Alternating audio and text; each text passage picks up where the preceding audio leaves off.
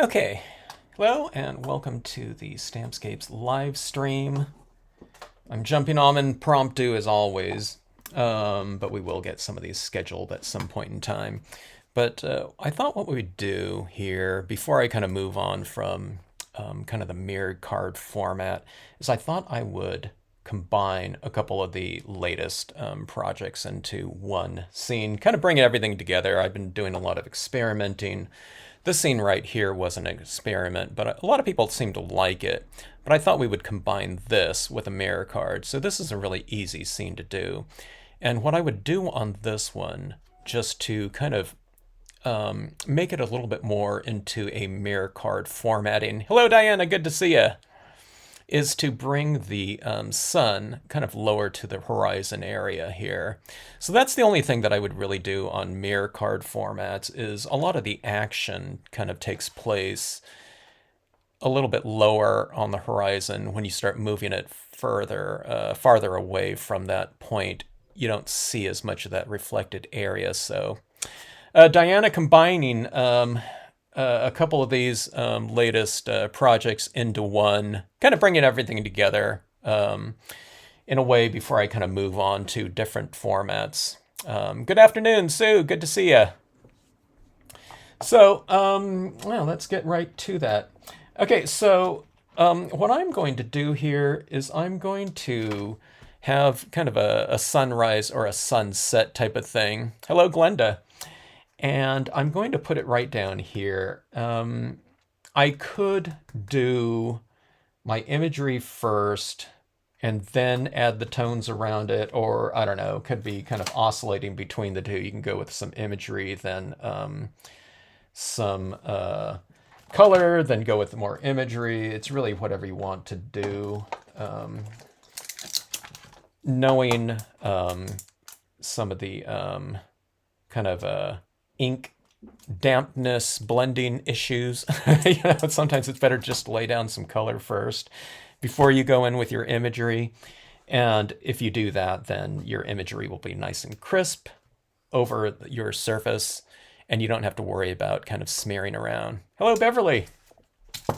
Hope everyone's having a nice weekend. Oh, Sue, wow. Westport, Connecticut. Did I meet you, Sue? During that, I think I was in Connecticut twice, and one of them, I think I was just out there teaching on my own, and then another one was with where there were like 4 or 5 stores that kind of got together, and they had this event every year where, I don't know, like 4 instructors or whatever would migrate around from store to store, like, each day. Was it that? Do you remember if that was the event there? I really enjoyed that. Was a really fantastic event. Candy, go and yeah, go wash your hands. Oh, Candy, were you stamping Candy? If you're stamping Candy, don't stop. Anyways, I had a bunch of little, I think I had a bunch of, yeah, blue on this from my last scene here. And I think I used a crumbling pad, so sorry I didn't get this kind of taken care of ahead of time. I had some crumbling pad bits in here. But yeah, that was a really fantastic event in Connecticut. I don't remember what it was called, but I was out in, oh my gosh, I don't remember the names of those cities, but one of them took me out to Mystic on one of the one of the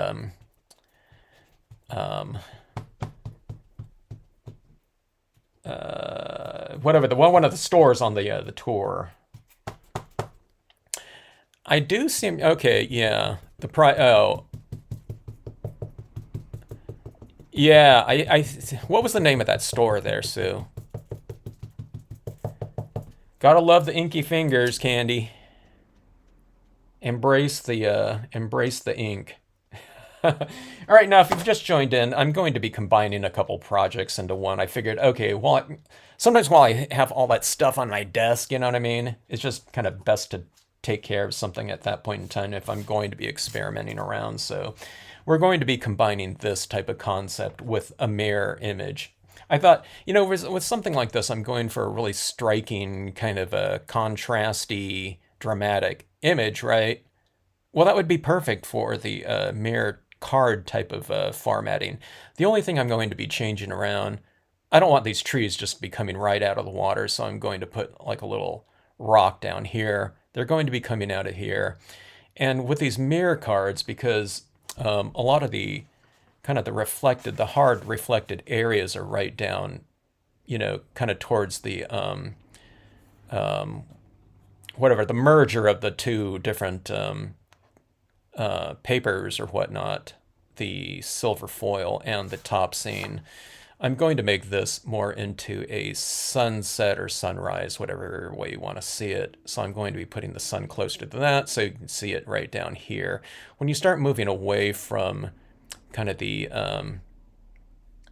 whatever that joint down there, the imagery doesn't show up quite as strong as it does down here. Right down here it's kind of in focus. Then as you move away, it's kind of a little bit more blurry. Well, that's kind of nice with the formatting in those mirror cards, that you get that kind of variation. But as far as any type of thing that you really want kind of showcased in this type of format, put it down lower. Okay.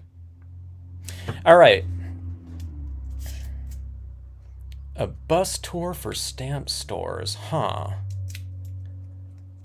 Oh, Great American Stamp Store. Wow. Yeah. Gas, right? That's what they always went by with that. That's right. But that was a really fantastic event. It was really convenient for me because everything was set. I didn't have to kind of organize and I don't know, kind of work out the logistics with each store. That was one where I just said, okay, where they just said, okay, you're going to be at this store, and then you're going to be at that store next. And these are the times for your classes. That's funny, Beverly. I'm with you. I'm with you. But I tell you, with the pumice sponge, all my problems are solved. Okay, all right. So let's get this tone down here. I was supposed to kind of do this very quickly, and then here I am, kind of cleaning out fuzz in between, the little areas on my sun here. All right, so we're starting down here. Oh, look at that auto-corrected there, GAS. Great American Stamp Store used to be GASS there. There were quite a few, there was a decent number of stores in Connecticut.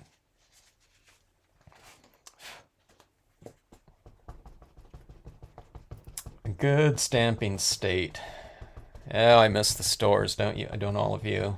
I mean, there's still some stores around, but just not as many as before. Like 95% less. Okay, so I'm going to put my sun roughly around here. We could go dead center. Gosh, do I want to go dead center? I usually don't do that. I'm usually kind of going off to the left or right. I'm not talking about dead center up here, but kind of as a little sunrise coming up from right around here. Maybe I will go center. Oh, choices, huh? Let's just do it because I just never do. Okay, so that's going to be roughly my sun right there, okay? Hello, Don. Good to see you. That was another state with a... Maine, surprisingly, had quite a few stores at one time. A decent concentration of sellers. And with those winners, I don't know, I guess it doesn't surprise me with those winners in Maine, right, Don? Indoor activities, unless someone's out doing like I don't know, winter types of stuff in the snow or ice. But yeah, I miss those stores out there. Okay, so we're giving a good foundation of tone with this, right? By the way, glossy cardstock.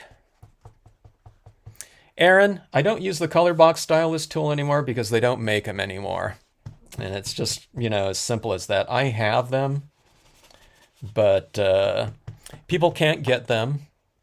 And a lot of people feel that, okay, if I used a color box stylus tool, not any of you, but some people might think, okay, well, I can't do that technique because I don't have the color box stylus tool, And I don't want people thinking that, so I use the most easily accessible, application, I don't know, whatever tool that you can have, out there in the form of a paper towel. I don't think anyone has to go and buy these right here. You can use a napkin or, an old rag to do this type of toning process.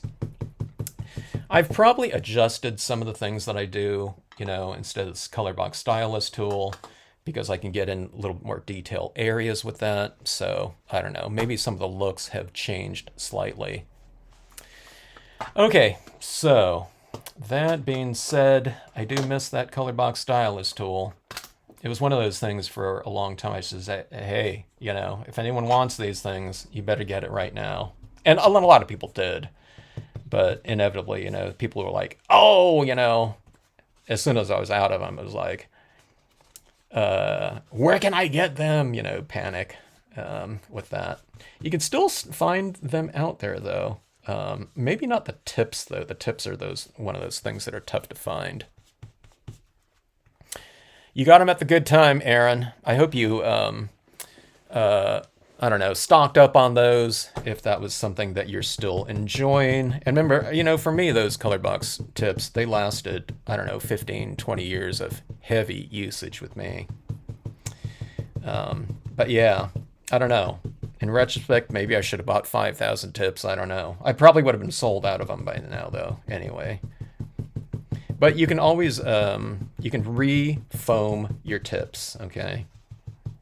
Just with some of that, I don't know, crafter's fun. I don't know. You guys tell me whatever that was.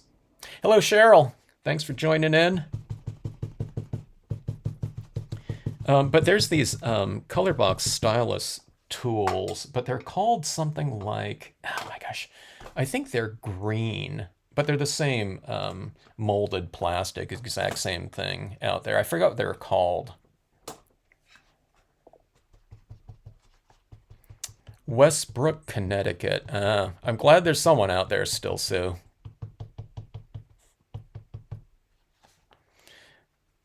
Yeah, and that's what I noticed about Maine too, Don, is that, like I said before in a previous video, when I was out there, the store that I was teaching at didn't quite have enough space for, I don't know, whatever it was, dozen workshop participants or something like that. So we were teaching in an ice cream shop that, had closed for the season. It wasn't cold or anything like that. I think that one, I don't know, it was like maybe August or September or something like that. Yeah, Aaron, just clean them. I don't know. Sometimes I didn't even clean mine, but yeah, I would periodically clean.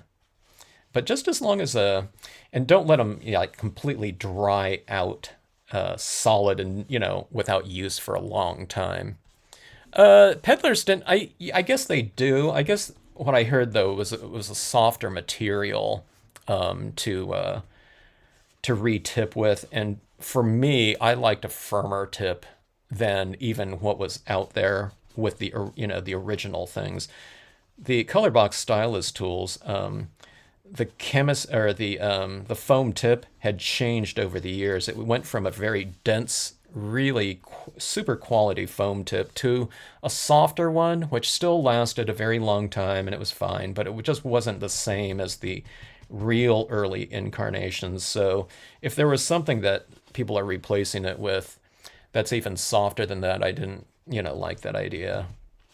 For me, I could use it, but you know, sometimes a lot of times with foam things like those applicators, the thing that I was always, this is why I had so many videos in regards to that tool. I really wanted to show people what to do and what not to do with a foam tip so that it can last forever. Because while those tips can last 15 to 20 years of usage like I do, which is very heavy, and I used it like, we were talking about the workshops at, in Connecticut.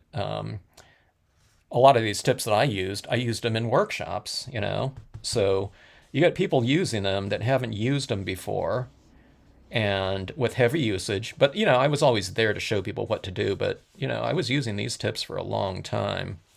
And,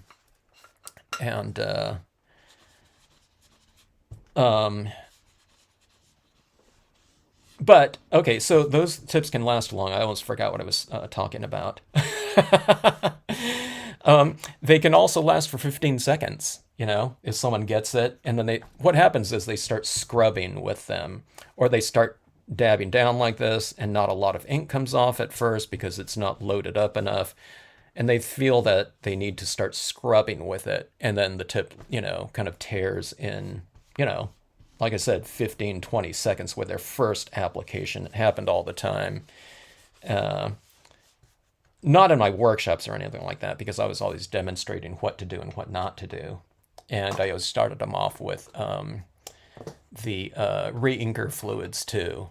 And that really prevented a lot of kind of tearing of what, people, can feel how it really glides across there like that. But yeah, that was the only tool out there. Hello, Jeannie.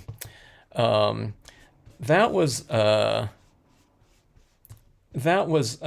only, okay, so the color box stylus tool, as far as I know, is the single tool out there. The only tool that I've ever seen that was kind of designed by someone in order to do what it was kind of designed to do. Okay, so it's very ergonomic. It fits in the hand like a brush. Does everyone know what I'm talking about here? I'm talking about stuff. A lot of people might not know what the color box stylus tool is. Let me see. I'm looking for some right now.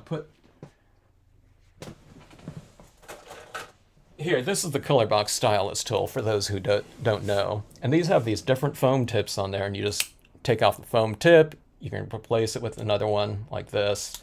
Comes in different sizes like this. There was the white foam, there was the black foam. The one to apply inks with were the white foam like that, okay?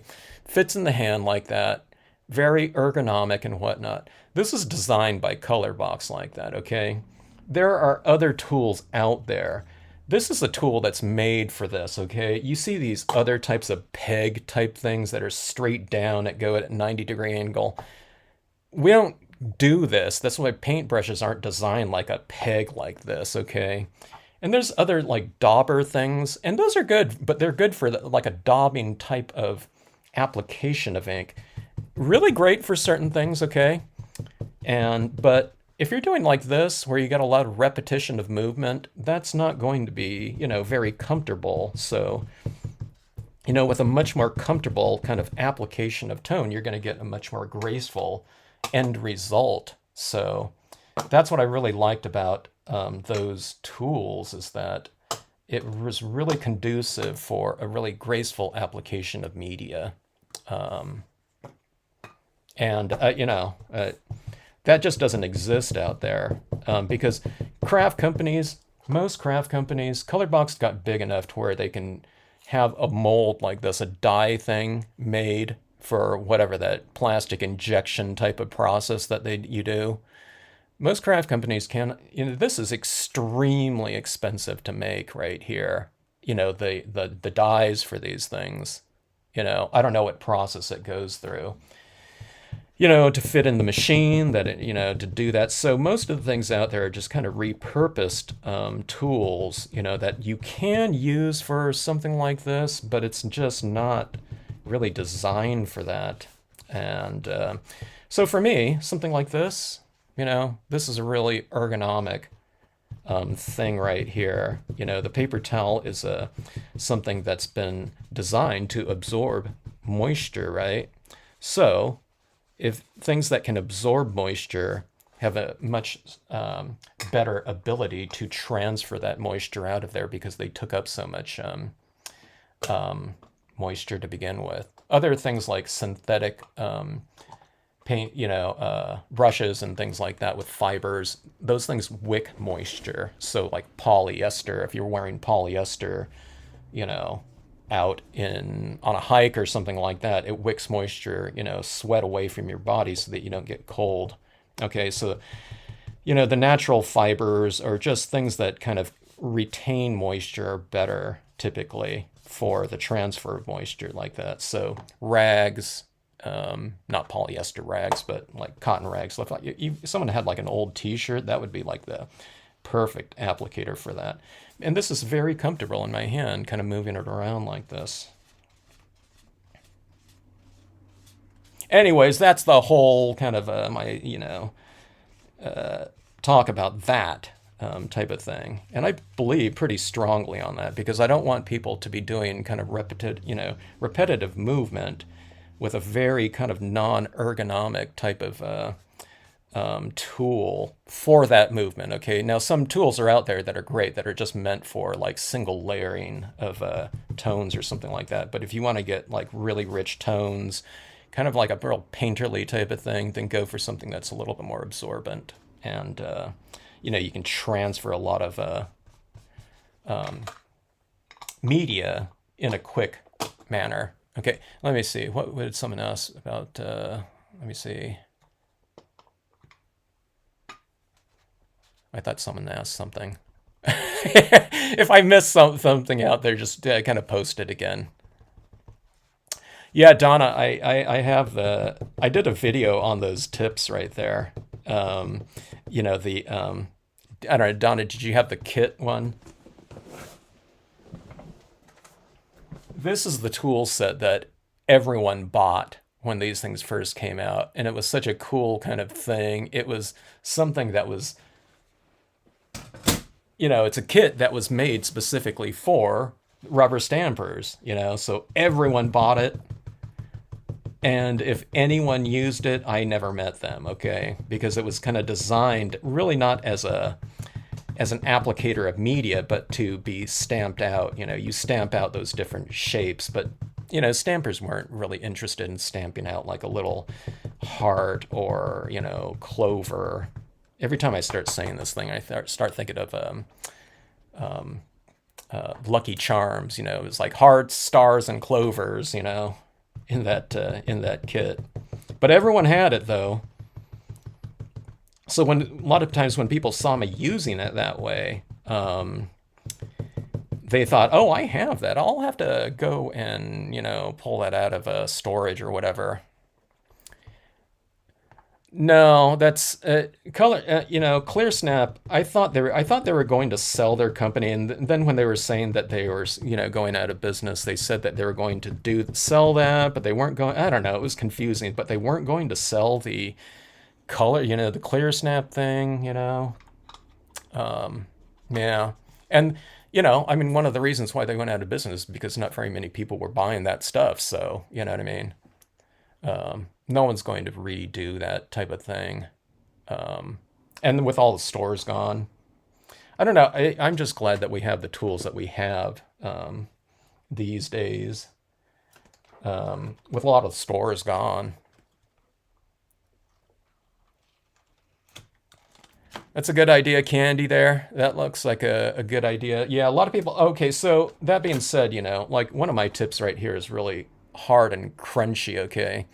So I've heard that you put on I forgot what type of foam that you put on there as a replacement. And someone said Gorilla Glue because it is waterproof. I think they said it for the tips right here. So you keep that plastic kind of tip right there. Just take that off and then just replace it with another, foam. Jeannie, you never had that tool, huh? Well, Jeannie, you don't need it. You are doing fine. You've always done fine without it. And plus, a lot of your applications are like, I don't know, what are you using, Jeannie? You're using like paint brushes a lot, right? With your white ink and paint.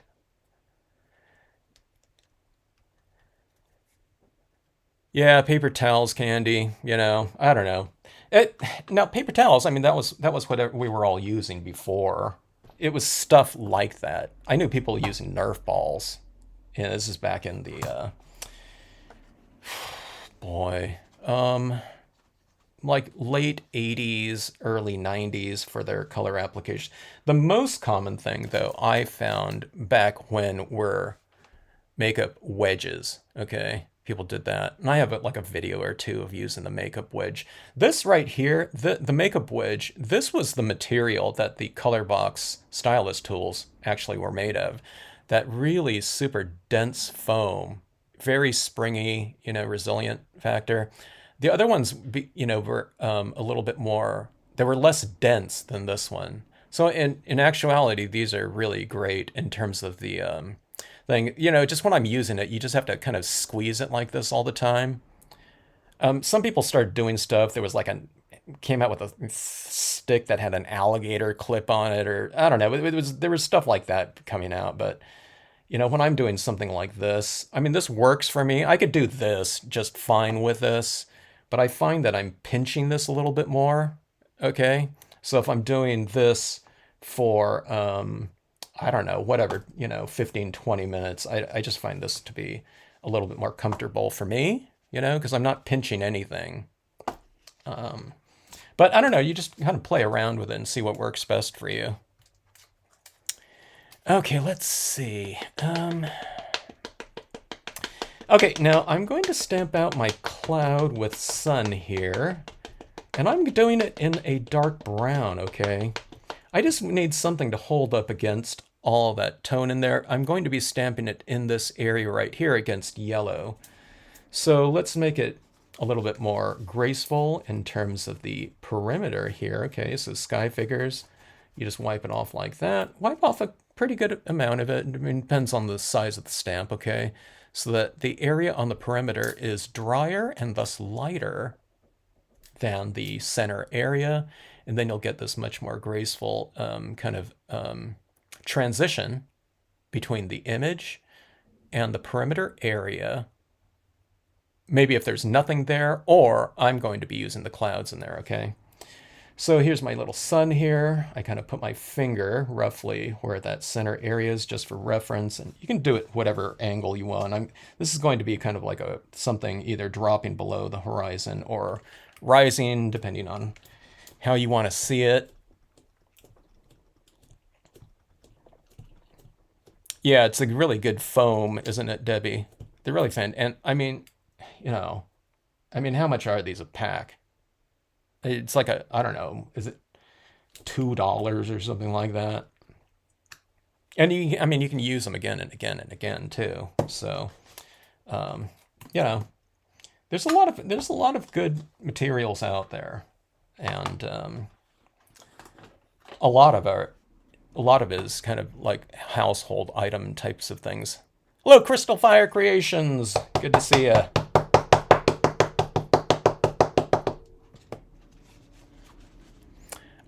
You can use a clothespin, yeah, but then that's not a very ergonomic thing to hold, though, I don't think, Laura. You know what I mean? If you're holding a clothespin like that, or you might be able to fold it over, and then you're holding the clothespin like a pen or something like that. But then, I don't know.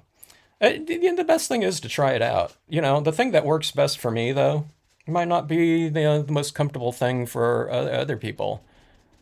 Hello, CM Hawkins. Happy day to you, too. Thanks for logging on, checking this out. I'm combining a couple of the recent projects, by the way, to those who have joined in, into one. A lot of people like the real, kind of the warm sun pieces that I did recently. I've done these scenes a lot before on lessons, I think, especially when I do like sky figure kind of demonstrations. Okay, now the question that I always have, this is for people, if you know, someone's joining in for the first time and hasn't seen scenic stamping before or haven't used Stampscapes stamps, but they were talking about kind of lining things up, and that's an absolutely, you know, understandable type of thing. But you know, with Stampscape stamps, you're not lining. I mean, I am lining things up to an extent, but you're really overlapping. So I'm going like, I don't know, that would be like at least a ½ inch of this cloud into my sun right here. If you've watched the other videos before too, and I know all of you have, okay, but you have, if you have the unmounted version, just kind of have an arrow pointing up, or at least towards the light source, okay? So that arrow on the back one would be like here and like here, okay? A lot of people kind of go like this, and it kind of gives you a harsher kind of transition into that, okay? But you always have this kind of pointed towards your light source. Okay, so I don't have to kind of wipe it off like that. I just do it where it's transitioning into the lighter areas. So here I'm just going to stamp it out like so. I still have my ledge that I'm going to put down there, but the ledge is going to be a little bit more solid, so I'm not worried about wiping that off, okay? Or I'm not worried about putting the clouds down there where that ledge is going to go. The ledge will just stamp right over it, okay? All right, so that is that. And we're putting the sun much lower to the horizon area. I'll put that ledge rock down here for those trees to sit on, so that this kind of main kind of focal point will be lower on the the horizon line area, so that it will be reflected down here in the mirror card formatting. All right, now see how this one gets quite a bit darker right here. So I went pretty dark. This looks pretty dark, right, in terms of color. But let's go for like ultimate drama. So let's really kind of extend the value range all the way to, I don't know if we're going all the way to black, but quite a bit. Hello, Carolyn, in the PNW, Pacific Northwest, for those that don't know.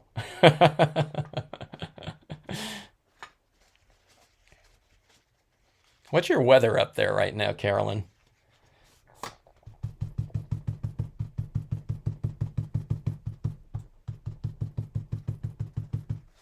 Okay, so going with, okay, now see, I already used the dark brown out here, but as I'm talking here, this is drying, right? So when it's really wet and saturated with all those other inks, okay, I'm tapping wet into wet. But as I'm, you know, kind of doing, you know, as I was doing the impressions, the ink out here is drying, all right? It'll dry at different rates for all of you, depending on how arid your weather is. And see now, look at how much darker that got here. This is one area that's still just as is, but I put down dark brown there before, but it was going wet into wet, so the wet ink wasn't transferring over there as easily as it is now. So it's starting to set up. Ideally, I don't want this like completely, you know, dry, because then it doesn't blend, you know, as easily. But I like it a little bit slightly moist, but dry enough for that ink transfer. Now look at that. That's even getting darker like that, right? And look at it compared to this side right here. See that right there? So see, this is drying up, so you just allow that drying to help you out in terms of the ink transfer, but you also take advantage of the kind of the more moist surface for that ink blending and, you know, I don't know, the transitions to occur like that. You know, this is one where maybe I'll do some light beams coming out of this one too. Well, we'll see how it goes. Okay. But anyways, yeah, this is really starting to dry up. For me, it's like, I don't know, it's like mid-70s outside and fairly dry here, so. But again, I'm going for like the ultimate, like deep saturations here. Well, let's go ahead and go to black. Might as well. I use black because I'm going to use black in my imagery down here. So let's go with that, okay? And let's complete the range. That's fairly wet up there, so I can tell this isn't transferring as much. Here's what people do with the black right here. When they get into the darkest of tone, I'm going to show you what to try to avoid and what to go for, okay? I'll do it on a separate piece of paper so you can see what's going on. Okay, now when people hit it with this, a lot of times people are going in and they're doing those corners. When I mentioned doing the corners, hello, Donna. When they're doing corners, oftentimes they're doing this right here, okay? All right, so they're doing that, okay? That's not really what I'm going for. What you're doing, see how this is all kind of this rounded type of look right here? What you're doing is you're really going for more like this, and then what you do is you just kind of take it around on the perimeter like this. So it makes more of a vignette.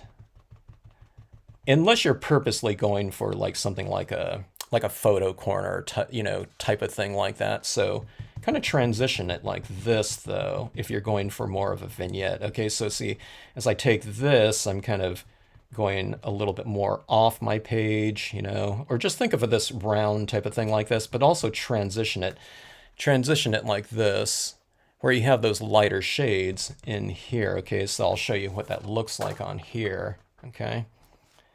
So I'm going like this, and I'm bringing it up like this. I'm a lot more off the page. I'm on the page right here, and then I go off the page down here as I move this down.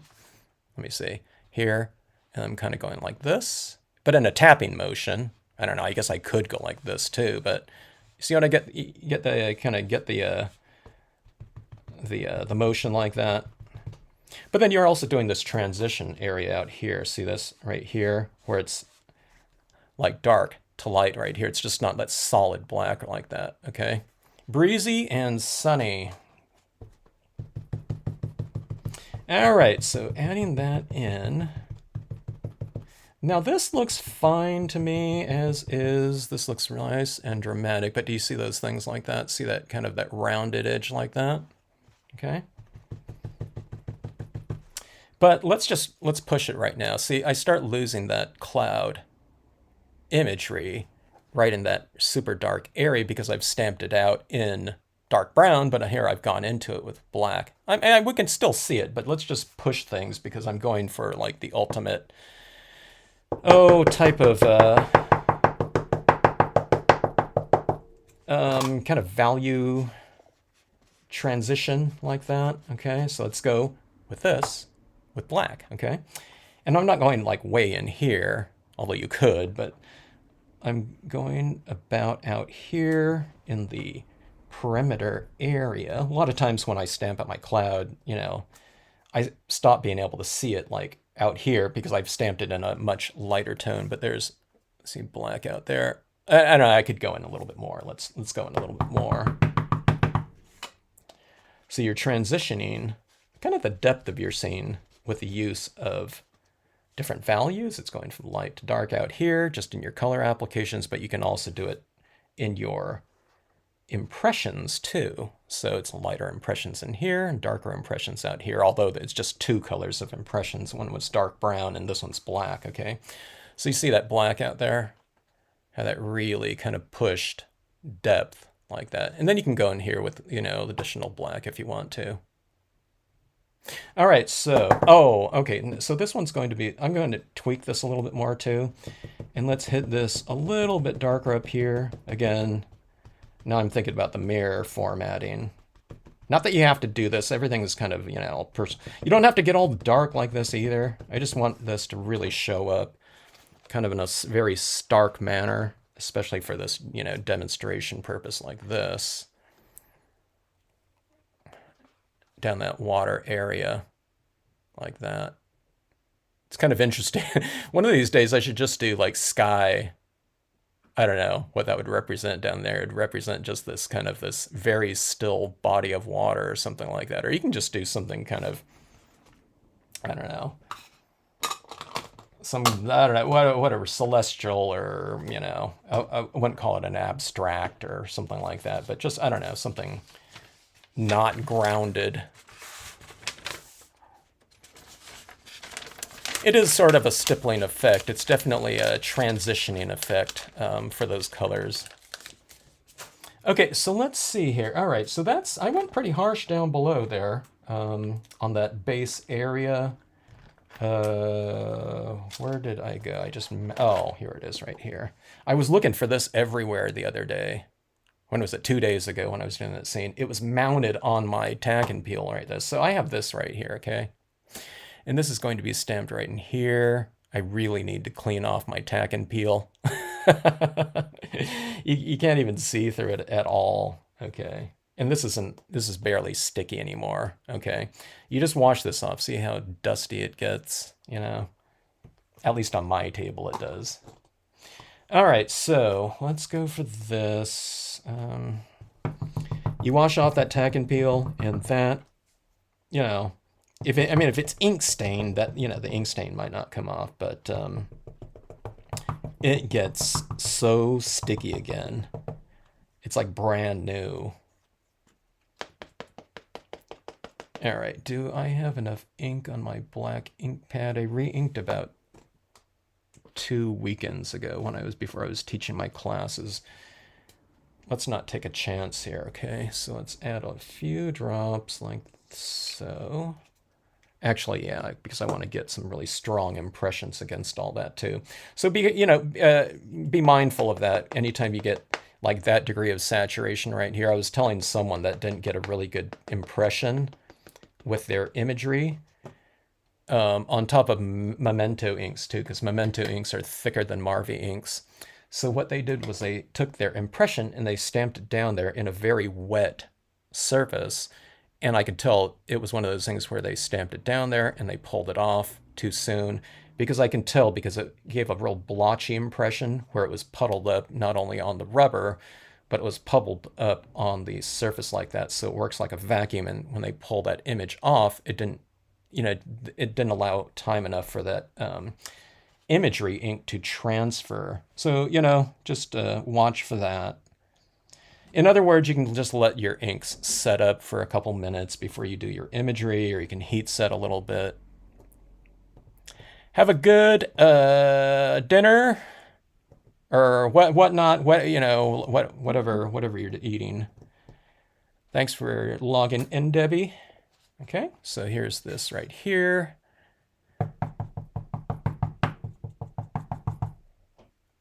I do, Donna. I love things that work. Definitely so. The worst thing that's out there is we find something that works and that is no longer available, It's like, oh no, I hate that. Speaking of the Colorbox Stylus tools. Hello, Bugs. Thanks for joining in here. We're just stamping out our little surface down here, okay? See, I have my clouds in here, but I'm going to tone that in anyway and give us a nice foundation. Then we're going to have some trees out here to the side, flanking that. All right.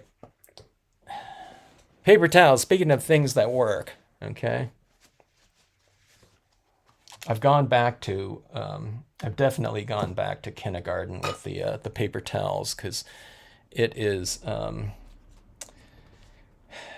very akin to I don't know, some version of, I don't know, wouldn't you call this like finger painting, like that?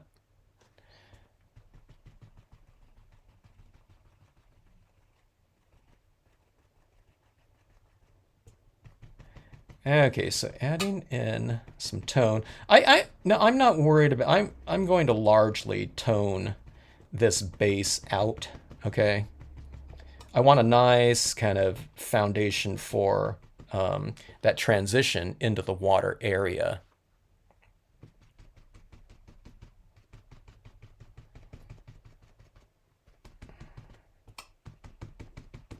Oh, by the way, let's see.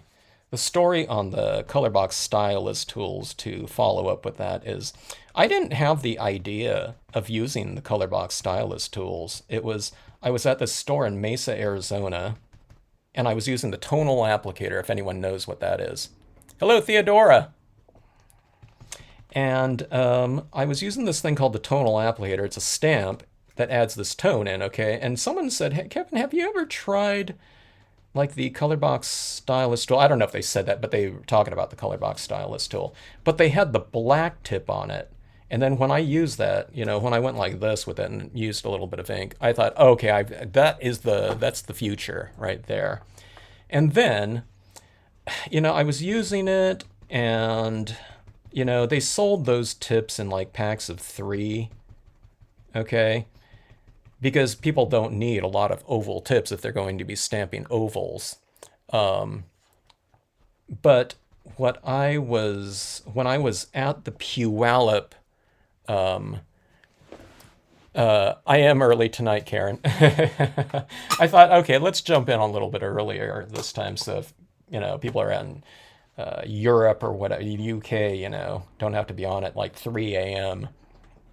But yeah, people don't need those like tips like that. So I was demonstrating at the Puyallup, Washington stamp convention. That's like 45 minutes, what is it, southeast of Seattle.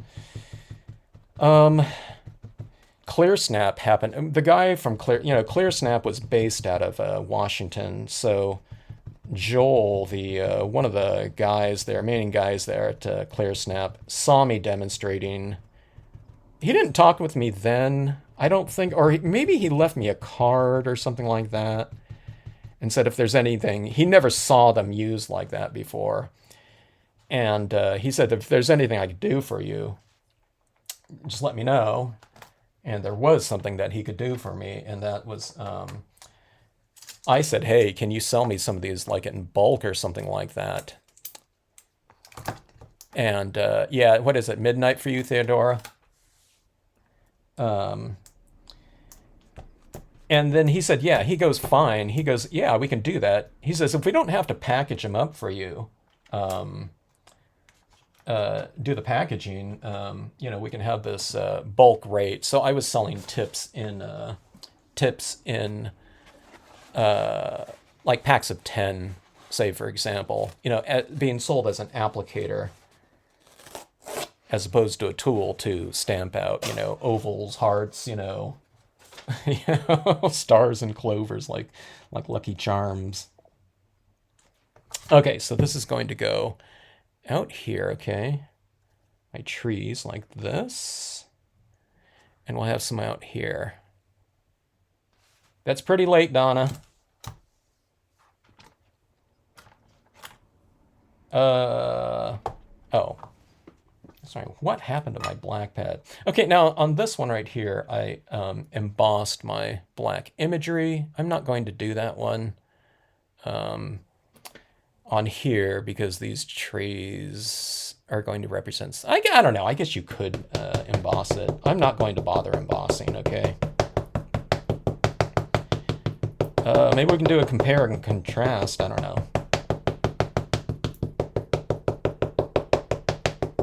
But this scene's almost done, actually. I think. I don't know, actually. I keep adding to scenes as I work on them. Kind of more than I thought I would. I like all the little scene tweaks that we can do in pieces. It's all kind of detailed types of things. Okay, let me see here. Let me go. I'm going to use my leafless pine in here, so I want to give a little bit of space to use that in there too.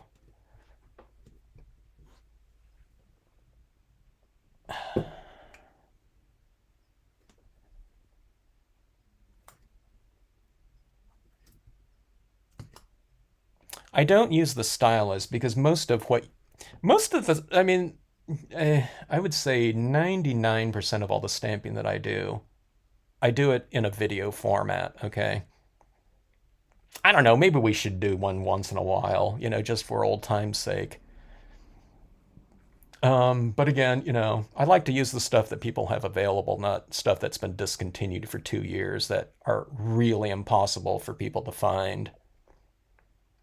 Plus, there's probably, I'm guessing, 800 videos using the color box stylus tool that people can reference.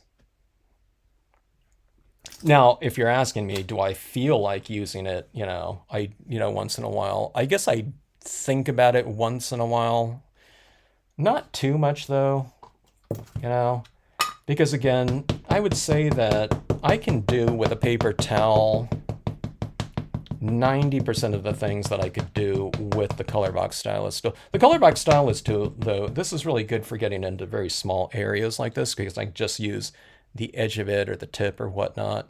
So this is where I can get into these little things, but I've since, just started utilizing like an alcohol pen, that's just as easy to, take care of my little detailed areas. And I have, alcohol pens. A lot of people have alcohol pens too.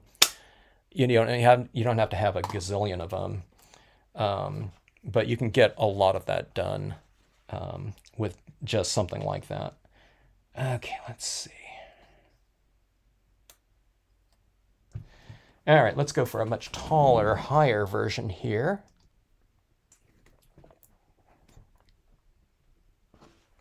Q-tips, cotton balls, paper towels. And like I said, I think the ultimate thing would be just using like some old t-shirt, worn like a cotton t-shirt that you've just kind of cut up, into little sections or something like that, because paper towels have that, kind of that decorative pattern on them. That's something that I don't necessarily want in color applications like that. But I think that would be the softest thing that I can think of, just kind of spreading ink around and whatnot. And cotton, retains moisture. And it's a natural fiber, so I just think that would work really well. Okay, so I'm holding this down longer again because I want that ink to transfer. I used a ton of ink down here, so I'm stamping wet into wet. So you just let this transfer like that. You don't have to squash it harder because that's not going to expedite the process. So you just kind of hold it down a little bit longer, and see this is like even stuck to it. That's when you know kind of that you've probably achieved kind of that maximum transfer like that, right? Like that. And you got those trees down like so. Okay, so maybe I made it too dark in there. I was thinking it looks really good when there's a lot of contrast. I didn't create a lot of contrast. Maybe I went too dark on that. I'm still getting used to the kind of the mirror card format. I don't know. I forget, to do certain things or like from 2 days ago. It was like, okay, create more contrast. So I did it like in one video, then I forgot it again. But we'll see how this goes. I mean, one of the things about having kind of this darker surface up here and darker perimeter is if I use that quote stamp down there, it's going to stand out lighter because it's contrasted against the darker, reflected area. So that's the good of it, All right. Let's see, is that vertical? So I often position my like super tall things a little bit at an angle. All right, so a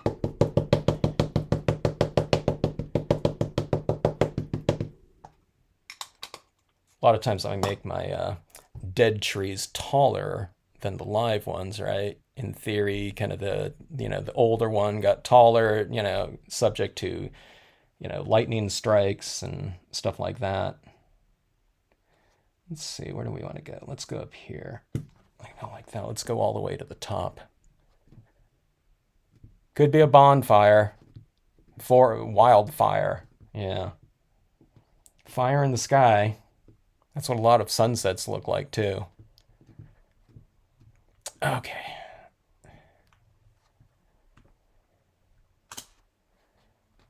All right. So that is that. Now I pulled that one off faster and it printed lighter. So, well, let's do something too. And where did it go? Oh, okay, here it is. I have the smaller version of it too. And I pulled this one off because I thought, that might look good in the scene. Okay. Like this. Let me see, is this sticky enough? Okay, my tack and peel is sticky enough to, for one last impression before I wash it off. Tack and peel, I have washing videos. I think 2 on tack and peel. I just love how sticky they get again. Okay. All right, so let's put one like right in front of that, or close to that sun right there. Okay, let's go. I don't want to go dead center or something like that. That would look weird. You'd look like a gun sight or something like that. Okay, so we have that right there. That's unbalanced here. I'm going to do this, okay? And I'm going to wipe off the bottom part like this. Okay, so it's lighter down here, medium right here, and darker up here. So it's going to transition off like that. And I'm going to put this one up here on this side. And what do I say? Composition in 3s, kind of like tall, and a couple smaller ones off to the side like that. See that? All right, let's see what this is going to look like, or how it's looking.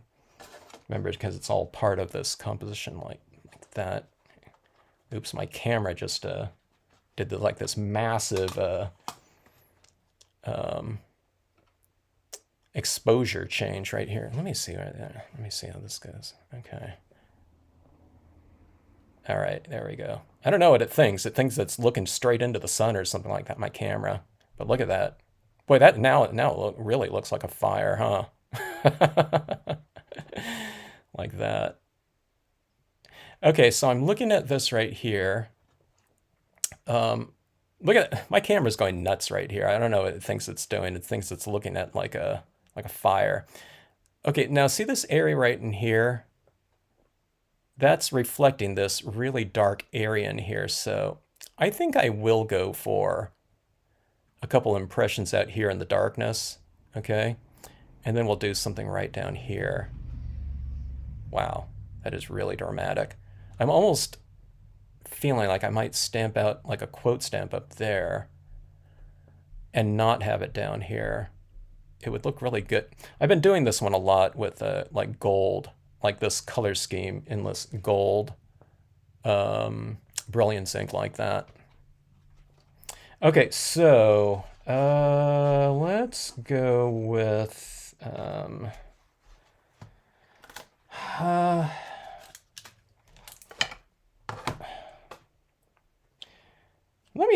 let me take a look at that again. I can go for kind of larger images down there, or I could go minimal. I think I want to go for some trees. I think I want to go for these same trees again, but down here, just to kind of block off this reflected area of the top scene, like right here and here. All right. These are little tweaks, people. It's not like some kind of complicated thing where it's like I'm making the decision for the thing that will work. It's like you can do whatever. I can do like some little rocks down here, and that would be fine as well. But all right, if you haven't seen one of these foil pieces before, just stamp out something that's going to work on foil. So brilliance ink or something like a StazOn, or you can also emboss images down on the foil. If you emboss on the foil, when you're heating up, just kind of be mindful of the amount of heat that you're applying into the foil for any given amount of time. You might do it like in stages, like go about halfway, and then go back over to the other pieces and dry them out. Try it, from the backside heating too. But just be mindful of that. Okay, so let's see, do I have enough black on here? I'm going to be teaching a foil class in June. So a couple people have been waiting for that one, but so I'm getting my practice in again. I have to remember all these little things, you know. There's not too many things that you have to think about with foil, but certainly impression pressure, duration, and kind of that initial touchdown like that is something that you have to kind of think about. So as I'm doing this, I'm just being mindful that it could kind of skew like that a little bit because of how much ink you might have on here. So just keep that in mind. I mean, it's not hard, but if I'm not looking for it or thinking about it especially, it's easy to kind of touch down like that. And like I said, again, if you have a brand new pad, like a lot of people are getting brand new pads like this. So they're super, you know, they're just like really, really inked up. So if you have this big old layer of ink on the surface of your stamp like that, you know, touching down on a surface that's not absorbent at all, you know, and you're squishing that ink down, it's easy to kind of, let's say the ink goes to like here, and here's the bottom of your stamp, and you're touching down like this. Between here and here, it's easy to kind of skew it a little bit, like, you know, like that.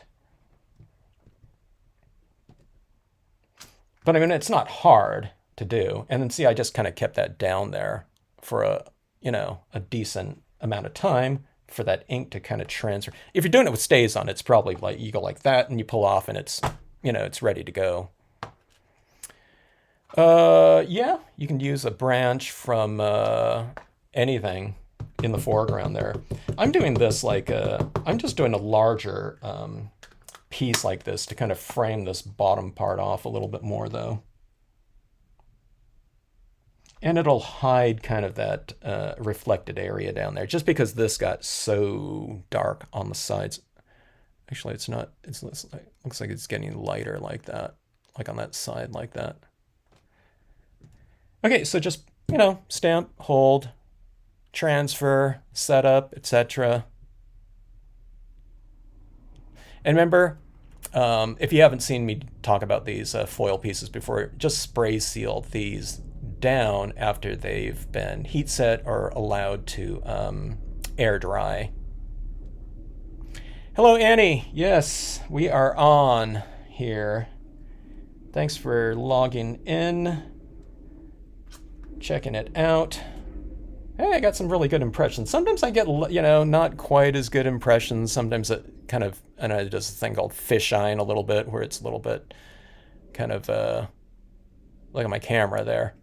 That's why it's hard to, some people did, when I first started doing foil scenes, some people, you know, got inspired and pulled out their foil and stamped on it, but they did the same comments that, you know, crossed my mind too. It's hard to take a photograph of a foil card. Now this one's a mirror card too, but just a still photo.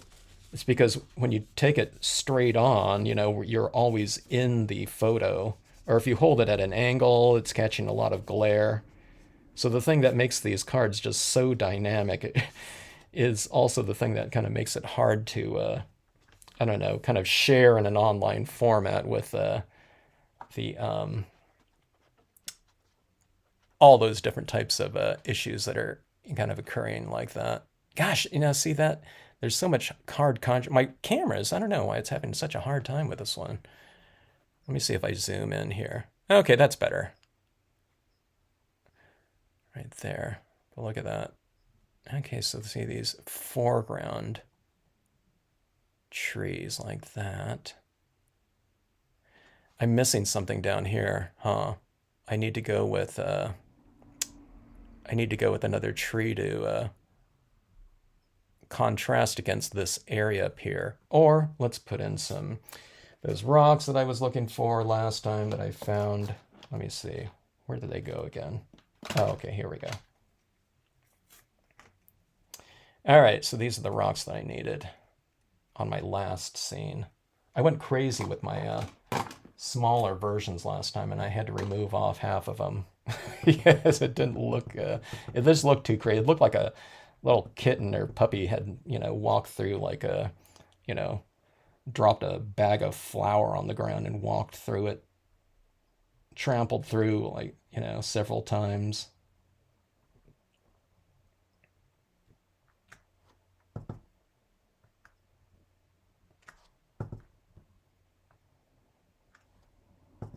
Now this too, when you're using stamps like this, you can also go like stuff like this. So you get kind of a smaller version of it, right, than the full one. So sometimes I'm just going like this, okay, like that, okay. So that way you get that right there, and it doesn't look like the same image used all the time. You can do that with any kind of textures, rocks, grass, whatever. All right, now there it goes right there. Let me see if I can get that focused in for you. But see that right down there? See that rock texturing down there? Doesn't that look better? Okay, let's see that there. That does look like a fire, doesn't it? It's pretty dramatic, though. I'm trying to decide what else I want in here. A figure in there. Something in that water would be good, I think. Like I don't know. I don't know if I'd have someone like fishing. Like I said, it looks like kind of like a forest fire. But if I had someone just kind of paddling across that, I think that'd be kind of cool in there. Like a canoeist. I'm thinking of the solo canoe or kayaker. Oh. Huh. Let's see. Bare branches would be good, yes. I'm going to put that little kayaker in there. If I could find it. Let me see. I could go solo canoe too, but I've used this one so many times, but there's one that's really similar to that. All right, so this is how I organize my, and it's not that organized. Maybe I should say this is how I store my my unmounted stamps. You'd put them in like coin slots like that. There's the ATC size ones, and then there's 4x6 prints. Okay, I haven't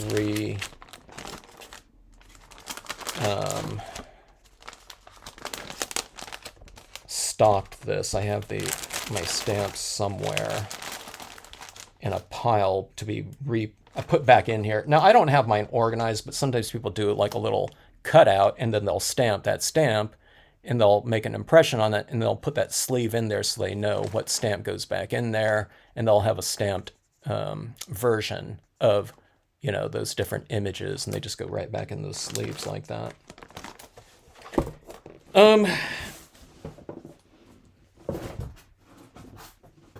Oh, good. I found it. Oh, I thought, okay, I'm just going to stamp this one up, but it was right on top of my pile of rubber. Okay, let's see.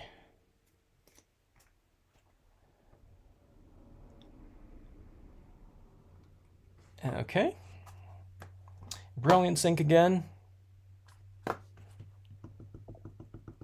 This is a little bit too big for my block here, but let's just go ahead and go use that. All right. Okay, now my Brilliance ink is still wet out here, right here and here. So just be careful that when you stamp this down, you're not putting your hand in the thing, which I always do. I'm not being conscious of that. Okay, let's see where that's going to go. All right, so it's going to be, I mean, when you do this like this, I mean that the positioning of that sun kind of moves a little bit, but for the most part, that sun is going to be like right here. Okay, so it's right about right here.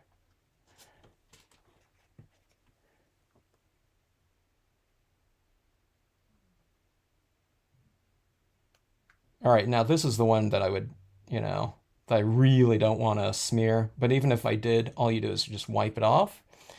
and just stamp it again. Like I said, it doesn't dry super fast.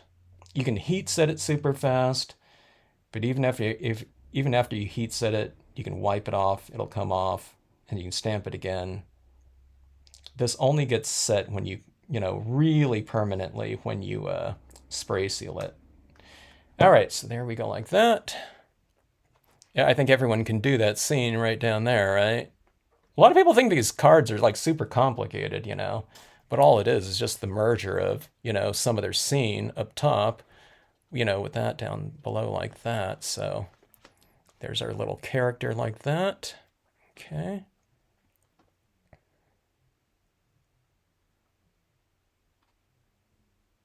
So I think that makes for a really fun format there. You put little people in like that going across a body of water, and it's almost like you can get them to move like that even, which is fun.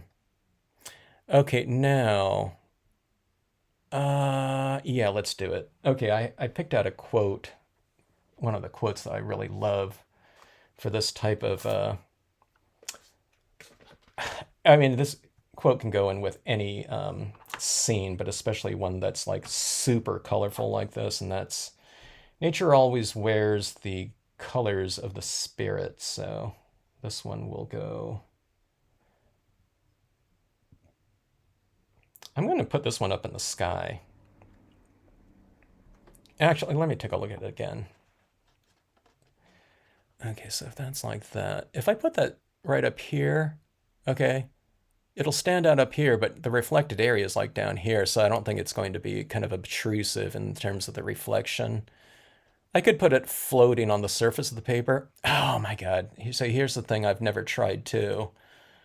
I don't know if I want to do it. Say I could stamp out the quote down here, maybe in gold ink, okay? But I would have to have it really, the reflected area kind of dark. And see, I think that quote in gold would go into this light area, so it wouldn't really be that legible. I think it's going to have to go up here. Anyways, let's do it.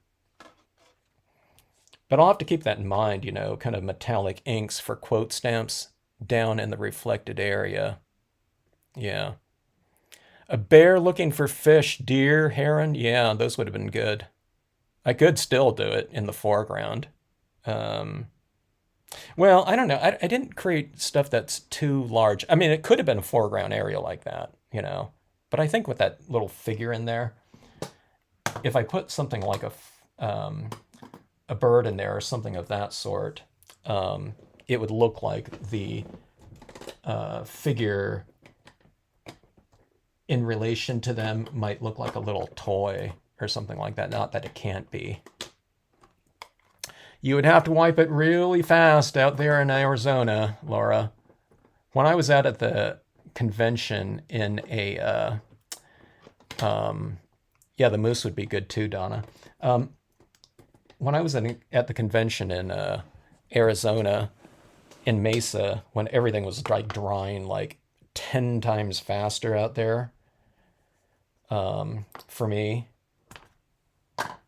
And then when I saw, especially the pigment ink, the VersaFine, I didn't have a VersaFine Clair at the time. So when this thing was drying, like in an hour or something for me out there, I thought, my God, from a stamping point of view, I want to move here.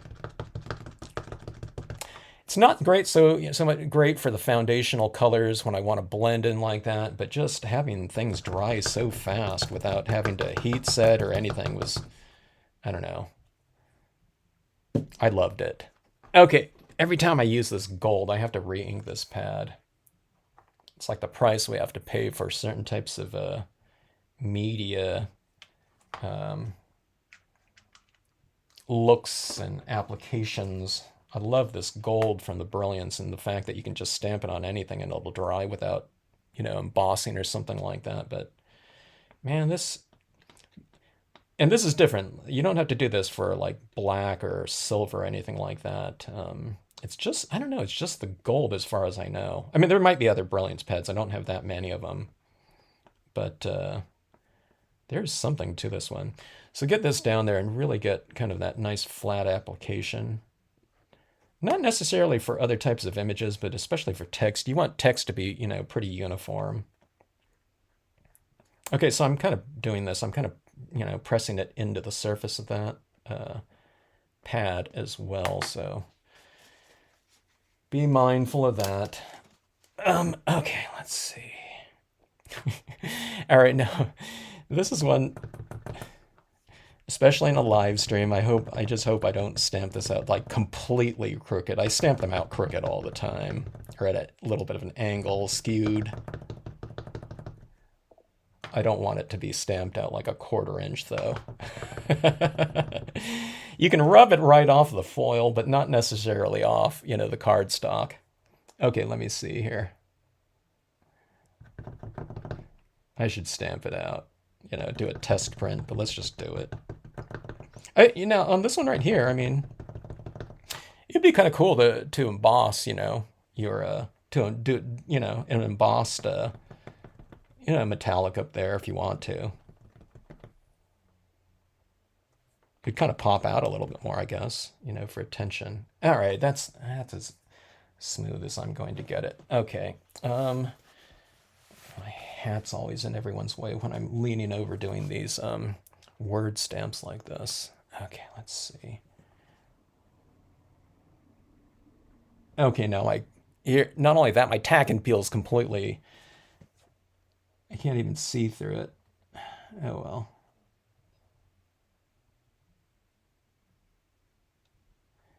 All right. I'm hoping.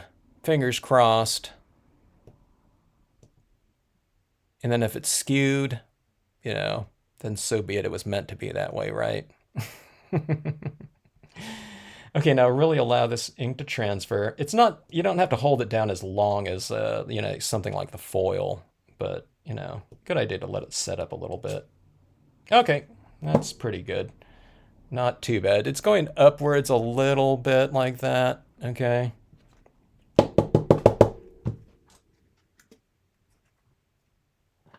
But that is good enough for me. I'm just glad, I'm always glad when the whole thing stamps out too. It's like, oh, I'm missing my T or something like that on there. All right, let's take a look. But I think that makes for a pretty good card just as is, if we matted this, as a card itself like that, with a little bit of gold, I think that looks pretty cool. But let's take a look and see what this looks like in the mirror card format down here, coupled with that. Okay, normally I don't stamp the text in the sky, but see, you keep the action in terms of the reflected types of elements down lower on the horizon. I'd say from the, bottom half down. I mean, you can still see this area up here, but it's really obscured. So, okay, so that text, that text isn't kind of, being reflected down here in the water, kind of in a weird way.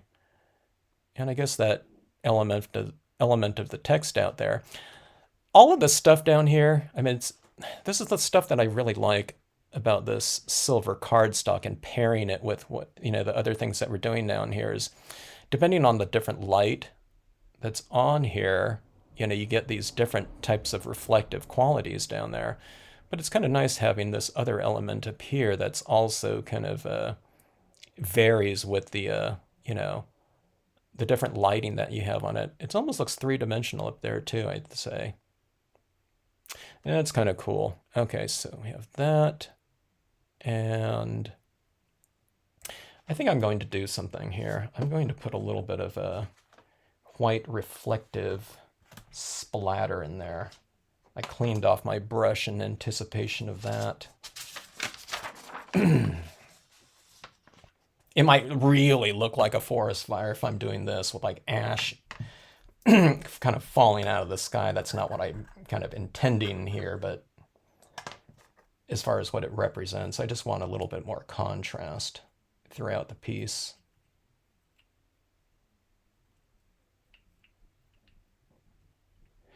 All right, should I mix that up or should I just splatter away? Let's just test it out here. Okay, so I'm going for roughly, I'm going to have it emanate in here and just kind of go out here. All right, so let's see. directionally. I can't always get this, but we'll see if I can a little bit. So I'm kind of splattering in that direction right there. And then from over here, I'll get it from this direction.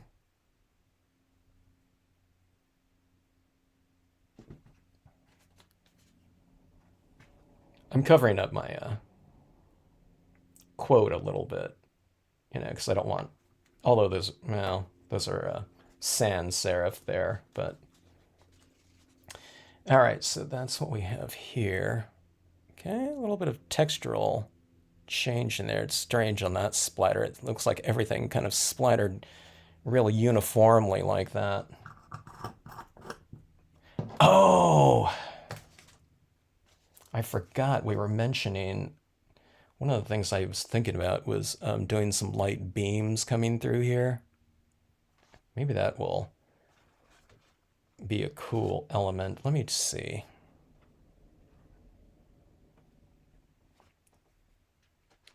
Let's do a couple light beams in here. What do you guys think? Thank you, Sue. Brilliance has Galaxy Gold, Cosmic Copper.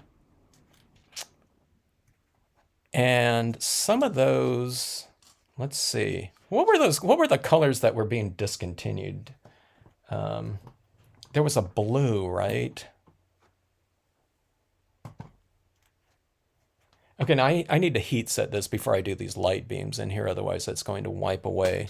All right.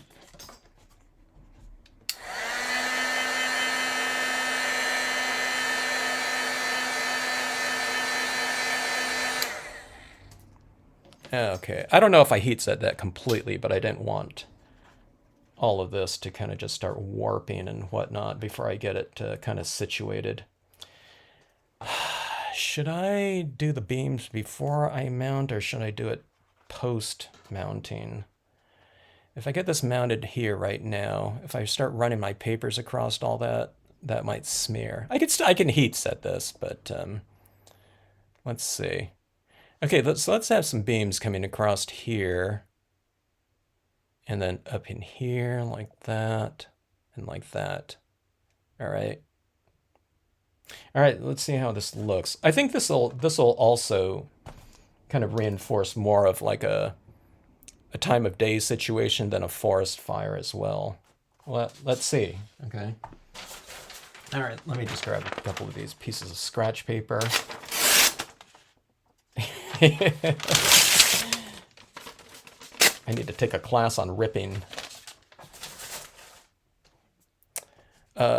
Yeah, that blue. There was a couple different blues that would really be amazing. Yeah, Laura, I think so too.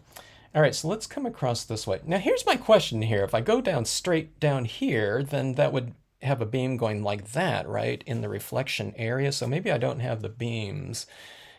You know, normally I would have it going down like this, but then it would go like, it would create these angles right in here, which I might not want. So I think I want it coming across here and not to touch that horizon area. And we'll have some of the beams going in front of some of these trees and in back of other ones, okay? So you can kind of weave your light that way. All right, so I'm just going to use my white Brilliance ink. You can use white, any kind of ink, okay? Even if it's known to not dry on glossy cardstock, we're just going to be putting a very thin layer. I didn't used to use the Brilliance. I used to use my regular pigment inks a lot more, but I've just come to start using, and that's because the Brilliance inks dried faster, a lot faster, which I didn't want originally with my kind of fogging effect, but I don't know. I've kind of really gotten used to the Brilliance white in terms of my use of it as fog. So I find that drying kind of expedites my entire process. But like I said before, if you want to be a lot more careful about it, then don't use that. Use the other one, or use them both in conjunction with one another. Sue and Crystal Fire Creations don't want these beams.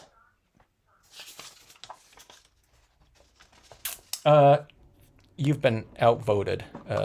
by me. I like it too, as is, to tell you the truth. But I think this might make it a little bit more dynamic, I think.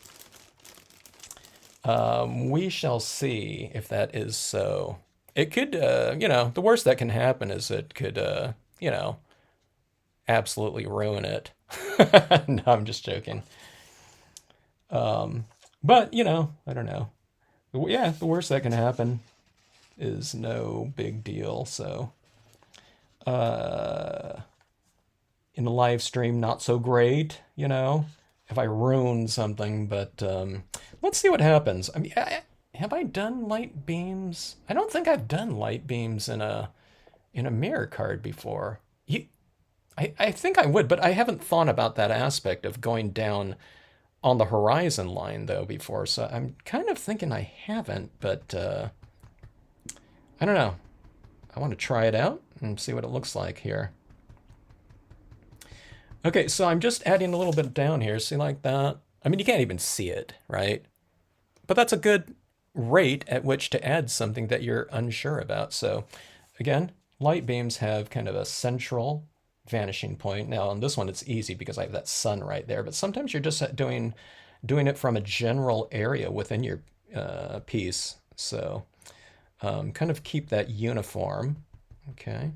All right, now what I'm doing right here is I'm putting the light in, let's see, let's put it in back of one tree and in front of another, okay? So again, it's kind of like this idea of this weaving of light, okay? And then what I'm doing is I'm tapering it off. So it's heavier over here and lighter over here, okay? You can do it completely uniform, but I just find that it looks kind of a little bit more dynamic, varied, okay?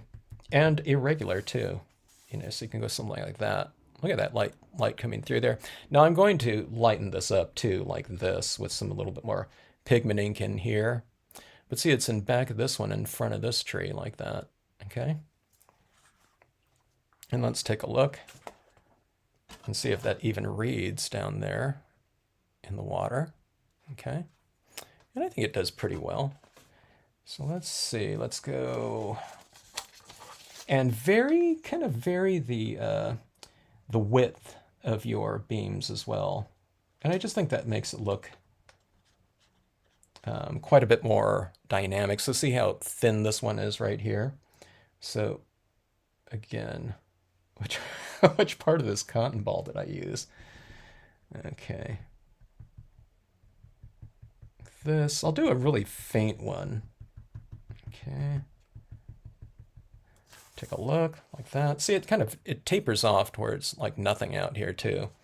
Let me see. Let me kind of blot this off and I'll taper it off even more. So I'll just remove some of that. Remember, this is going to dry darker than what it looks like right now. And then when you spray it, it's going to look even more transparent. So as stark as it looks right now, it'll be less visible upon drying. Or I can heat set it right now too, and I can show you guys.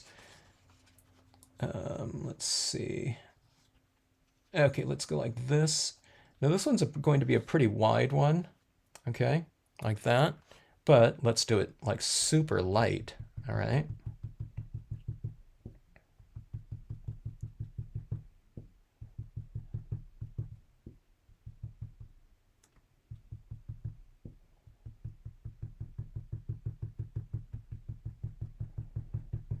I can't even tell if I'm applying anything. Oh, okay, there is something there.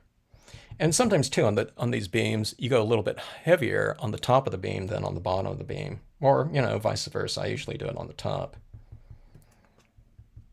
Okay, so I'll just barely have anything here. This is like a dry, you know, it's pretty much a dry cotton ball for the most part. Okay, let me go heavier towards the source of light, like that. Okay, so you see that right there? All right, let's do some on the other side, like this. I'm being mindful of that. I don't know if that's still a little bit wet. Okay, let's go like this. Now I have that text right in here, so I'm going to just do it from here to about right here, okay?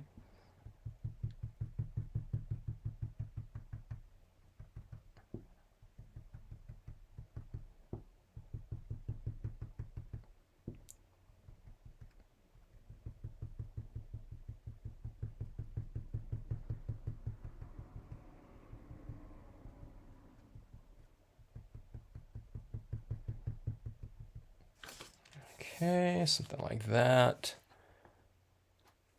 And let's do something coming through these trees. I'll put it behind this tree and in front of these trees. Or I can put it in front of this one and the back of this one or something like that.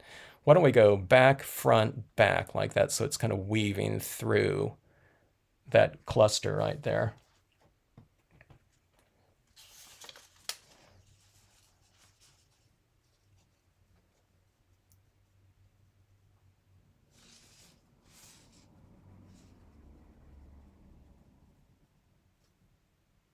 When I look at this, it's hard to tell where that tree is, even like right in front of me. So, and again, you don't have to get it perfect. I'm not like, masking off branches or something like that. So I'm putting some right here and then some right here, okay?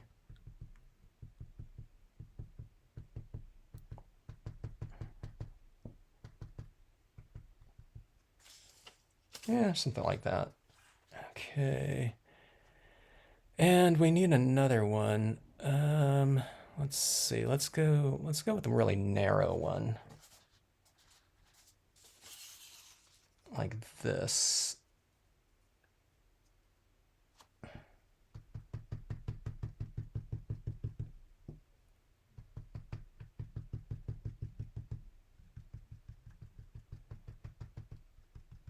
If you ever have a scene where there's kind of a large area that, just isn't really doing it for you, okay?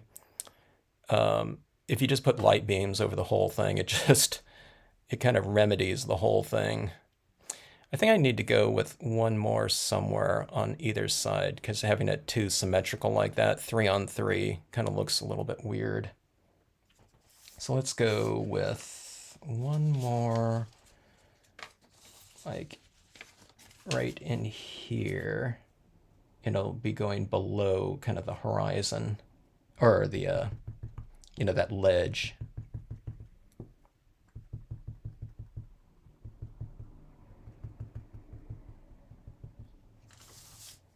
Like that. Okay, let's see. Beams are fun, Karen.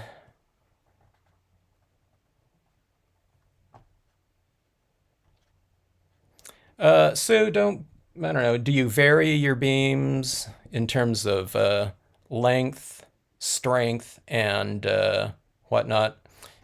If they're really super uniform, see how this is really broken up right here? It's because I've just kind of hit it a couple times like that. That's when I find that it looks a little bit more, kind of a light beamish, okay? We can go for like heavier contrast. Like one of the things that I was doing when I first started doing this, and then see what you do is you come in here afterwards and you have to kind of blend them out a little bit like that. Or if they look off, you have to ask yourself, is it from a textural standpoint? Like these beams are like really soft in terms of the lighting, but do you have that lighting anywhere else? In other words, I take this, some additional, my hat looks funny.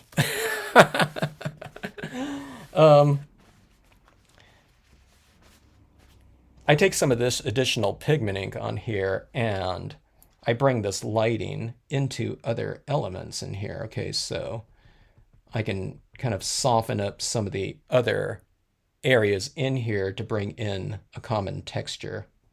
Okay, so what does that mean? Okay, so like say on these trees right here, facing that light, okay?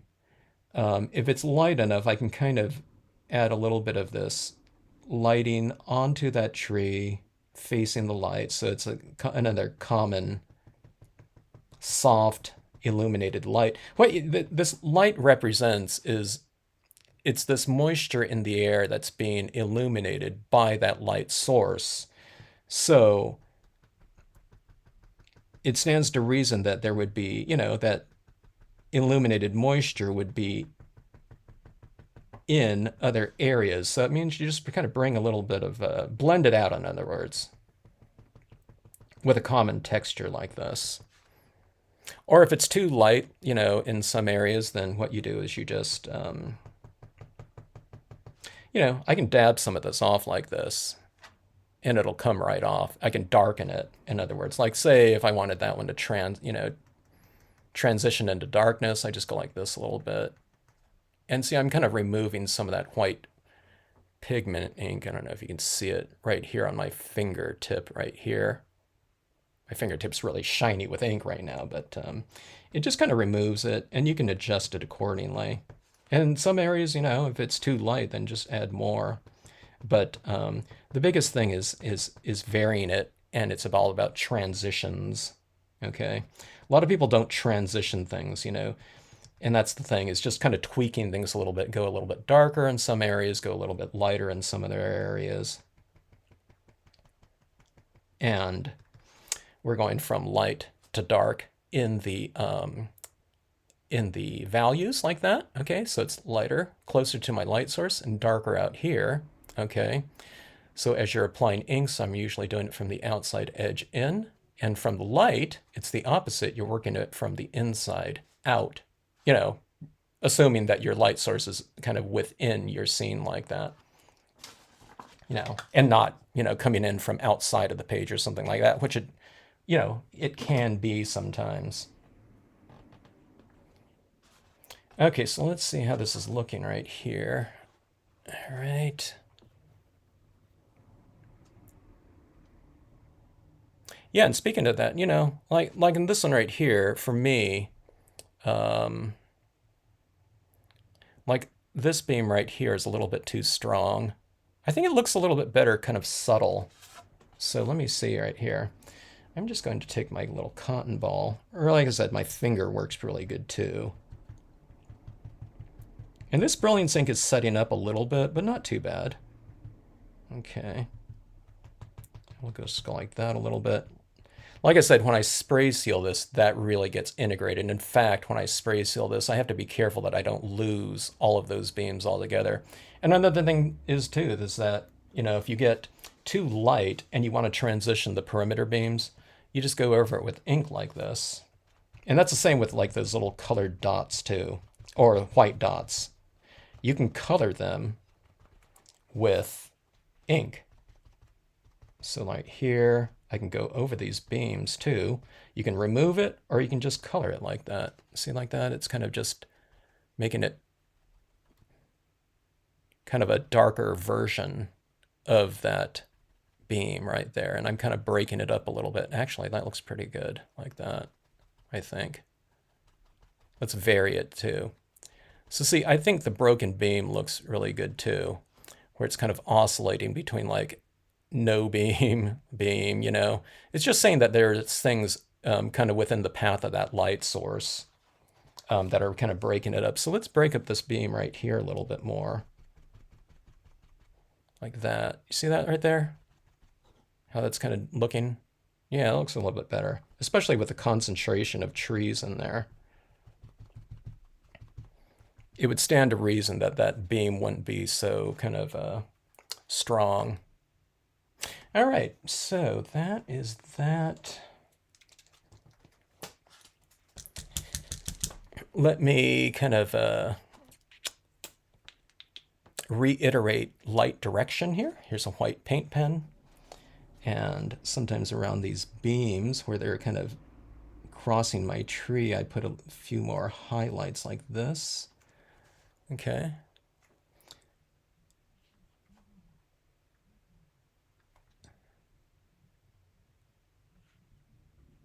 And you do it on the sides of the objects facing your light source like that, okay? So on this side, I mean, in reality, I mean, if I'm doing this over these branches, it doesn't mean that it's hitting that branch, but I usually do that, though, just to emphasize that light in that area right there. So where that beam kind of intersects that tree, this one, maybe not this one because this is so dark in here. Well, you can put a couple in there like that.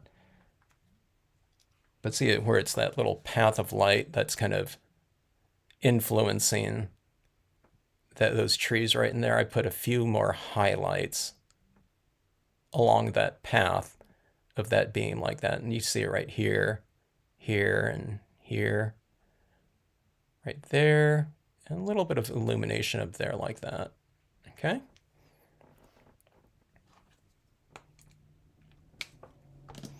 And let's see if this is dry enough to where I can get this mounted. And hopefully when I do this and put the tape on there, all my media doesn't just transfer off of my paper. I'm just joking, but sometimes if it's really wet, that can happen. So just be mindful of that. As I put my tape down here, especially around those, I won't want to do this when the, especially when that text is fairly wet.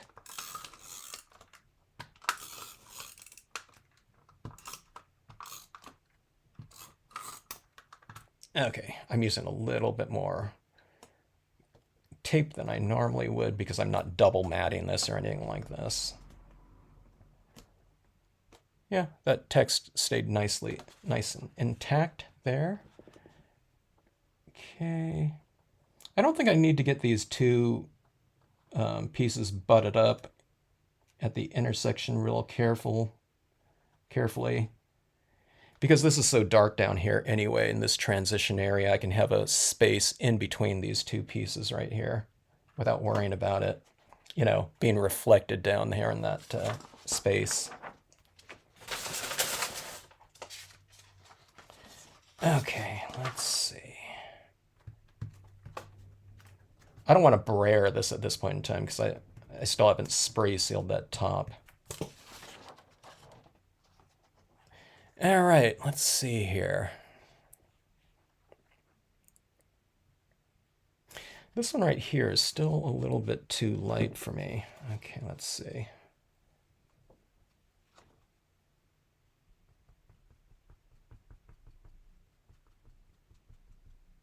Like I said, the spray sealing this will really darken it in though. Okay. Anyway, that is that. We have the combination of our mirror card and this one. This one's much lighter here.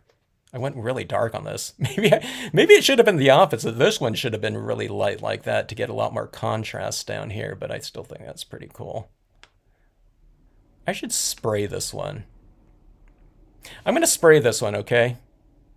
I want to really see what that's going to look like. And I want to show you guys too, kind of the different saturation, although that hasn't lost any saturation at all. Let's see. My spray can is right next to the door. I will be right back.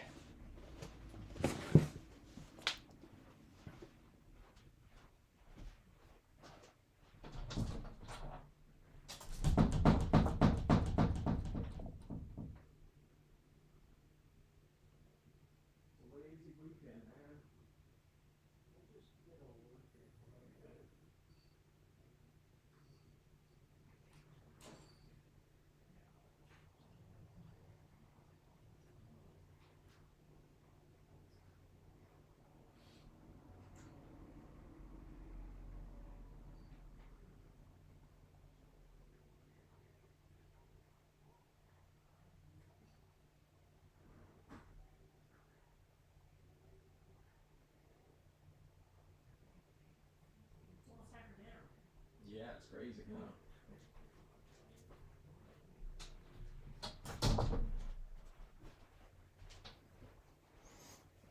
Okay, I don't know if you can tell right here, but that area up there, it didn't change too much. I'd used largely Marvy inks on this one right here, but there we have it.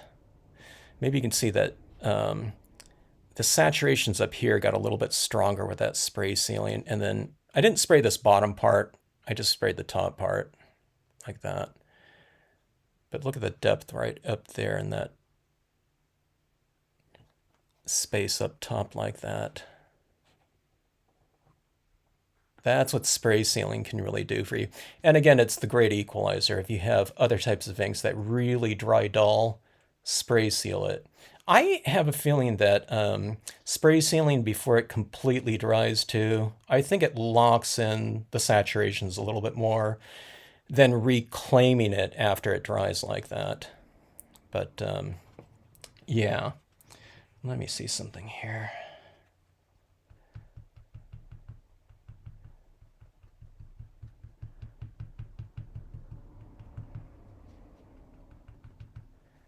I'm darkening that beam a little bit right in there, like that.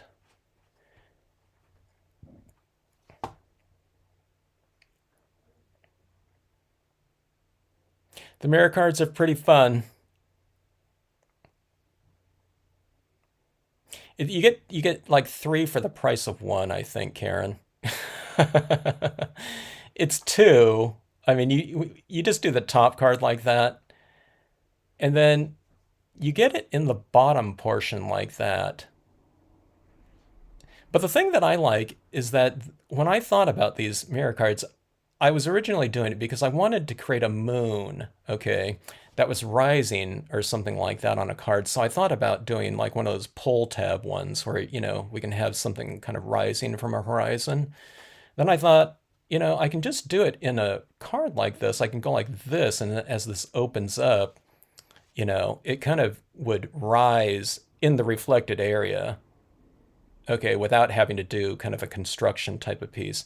But the thing that I didn't really anticipate was, see that movement right down here. Like, I mean, this is really kind of showcasing that aspect of it, but having that difference in that reflected area down there, the movement, you know, between its axis point and here, like the areas down here move, you know, due to whatever parallax or whatever, more from a distant standpoint, even though this is, you know, this is only 4 1/4, but like that thing right here, this just moves so much more across there like that. So I just think these types of things, you know, it becomes a very interactive card like that. You get double the thing in here, and then you get this other portion of it down here, and then there's, you know, anytime you can kind of introduce movement without really having to do very much into a static piece of just two-dimensional, you know, cardstock, I just find it to be a nice bonus. And all it takes is like tape, and you know, this is a half-page card that I just folded in half like that. And now naturally, I mean, this is out the people are used to all of the things being on the perimeter or on the outside of the card, but you can, you know, do something out here. You can, this is on a piece of black cardstock, but you can put whatever you want out here. You know, you can put an entire new card out here. You know, it could be, you know, some other thing. You can do, you know, be kind of interesting to do. My gosh, do I have to do this one? I'm thinking now, I'm thinking about this. You do kind of like a moon scene of the same thing on the outside here. How would we do that though? You can do it like where it's like inside out. You do something inside out like this, where you have the moon scene of this exact same scene right here, and then here on the outside, here's another moon. You know, it's moon and sun on the other side like that, so you can kind of flip it around. I don't know. It's kind of a crazy idea, but you could do something like that. Or on this outside, you can just stamp out, you know, if it's on black cardstock, you could stamp out your imagery in white on, you know, black or something like that, or whatever. But it'd be kind of an interesting kind of dynamic, you know, to have it kind of on, you know, both sides like that. I don't know. All kinds of possibilities in terms of the thematic nature of this type of formatting here. And like I said, it's, you know, it's an easy format to do with just that piece of mirrored cardstock like that. So, I mean, in this scene right here, three, it's like 3 stamps and a few impressions down there. You kind of keep this one a little bit more kind of minimal because of all that reflected area in there anyway. But that really turns into a different scene altogether down here. And then you take that, so it's like 1 scene, 2 scenes, and then you take the whole thing in together. So it's like 3 scenes and pretty dynamic ones for, what took the most amount of time is just that 1 scene up top, but you're just combining it like that. So you're getting kind of like more for your efforts that way. And like I said, when people get a card like this, they're kind of moving it around and, opening and closing it like that. And it becomes much more interactive. And, I come from kind of background training in illustration. And if you can get someone, as they're flipping through like a magazine or something like that to stop and stay on that page for, a couple extra seconds, that is a victory in terms of advertising. So, any type of thing that gets people to inspect your cards and to really enjoy them, for a little while longer, they put this type of thing up, and then they go back to it periodically, if they haven't, especially if they haven't seen this format before. That's what you want, right? You really want people to kind of, you want to reward people or give them an excuse for further inspection. So, and then on something like this, I think they get rewarded for that further inspection, by taking a closer look to it and like thinking, what did Karen Sue and, Jeannie do on this scene? How did they put that together and whatnot? Delina, that is tack and peel. Oh, thank you, Crystal Fire. Crystal Fire just ordered her tack and peel, for her pieces. I asked Crystal Fire Creations when she ordered the unmounted sets. I said, hey, do you know, do you have a system to adhere? She said she ordered the tack and peel. I said, yes! Someone, she did her research, she's going to be ready. Like that. So the tack and peel is really great. The tack and peel, speaking of that, because I think this is a really great product here. It looks like this in the package. I don't know, what are the dimensions? 4 by 6.5, and it's by 1/16 inch thick. So it does create a little bit of a cushion for you. It does get dusty like this, and this is not tacky like at all anymore. So you just take it, rinse it off under the sink, get all this dust off of it, and it becomes like brand new. Even if it's like 12 years old, it becomes so tacky, it's crazy. It's almost too tacky when it's like really brand new. So sometimes I touch it up a little bit and, get a little oil from my hand after I wash it off just because it is so tacky. But I just put it on my different size blocks and it's ready to go. You just take that tack and peel like that and you just adhere it, to your block like so. This one hasn't been adhered yet. You have to go this way. I just put it on there. I just lined it up like that. I take an X-Acto blade and cut that off like that. And then I just apply it and it's ready to go. Always kind of retain your plastic sheets like this to put back on, the thing. This one goes to my larger one, but you know what I mean. So remember to keep these, and it's easy to lose these little sheets like this. So I don't know, keep track of those, especially the really small ones. Don't toss it out, so keep that in mind. And yeah, I don't know, various places used to carry it like in store, but you probably have to order it online these days. And it's by Tsukaneko, so, a lot of people have it. Some places, like overseas, maybe not. I don't know, Barrett, if you can find tack and peel out there.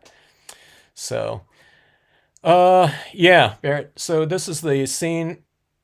And what I did was I just combined like this type of idea right here on a couple of recent videos. I just combined them into that one format like this. It's a little different. I don't like doing the exact same scene over and over again, but yeah. So little guy canoeing out either in a forest fire or kind of sunsetty type of thing. We don't like wildfires out here in California, so I'm going to see it as a really super dramatic sunset type of situation in, I don't know, kind of a, it's really more like kind of like twilight colors, but I just really wanted to, give it as much drama as possible to be reflected down here in this area, but it really does look like a fire. you know, yeah, yeah, Amazon, that's where I get it too. And I'm just like anyone else. I don't have, special access, as a, you know, manufacturer of stamps to get, tack and peel. And just watch out for the prices on that. I don't know. I don't know what he bought it for, Crystal Fire. But something like 10 bucks or below is probably a pretty good price these days. Yeah, a big red X. Someone wrote, when I was at the convention in Mesa, Arizona, I had a permanent marker, so they put like a big K in, but it's kind of rubbing off right here. I don't really need, a K in on like my largest piece. This is a full piece, I think, of tack and peel right here, but on those smaller ones, it's really, kind of, you have to kind of, keep those in view like that. So I don't know, maybe we put those, you maybe have a clothespin or something like that around the desk and to keep track of that plastic right there. But that is that. I'm now thinking, gosh, of that front and back type of formatting. I don't know if you'd want this on the outside of a scene, but it would be kind of an interesting thing to kind of flip-flop like that with a, a night and day, or I don't know, something like that. It might be kind of cool to do something like that.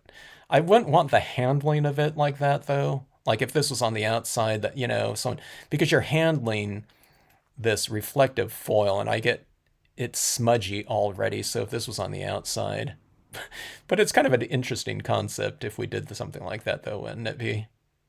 So I don't know. Yeah, no fires, please. We don't want wildfires. I hate them. Yeah. 12.99, two more, and they were yeah. See, 10.99. That's a pretty good deal these days. 12.99. It's not the craziest price I've ever seen.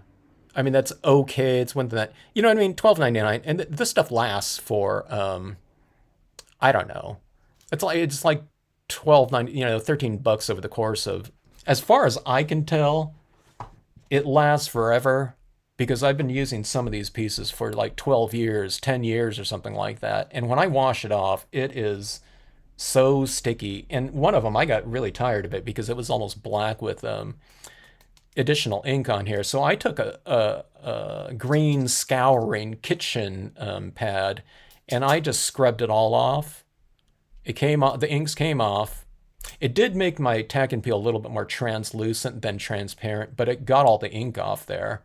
And it was absolutely as sticky as ever. So it's like, indestructible or something like that.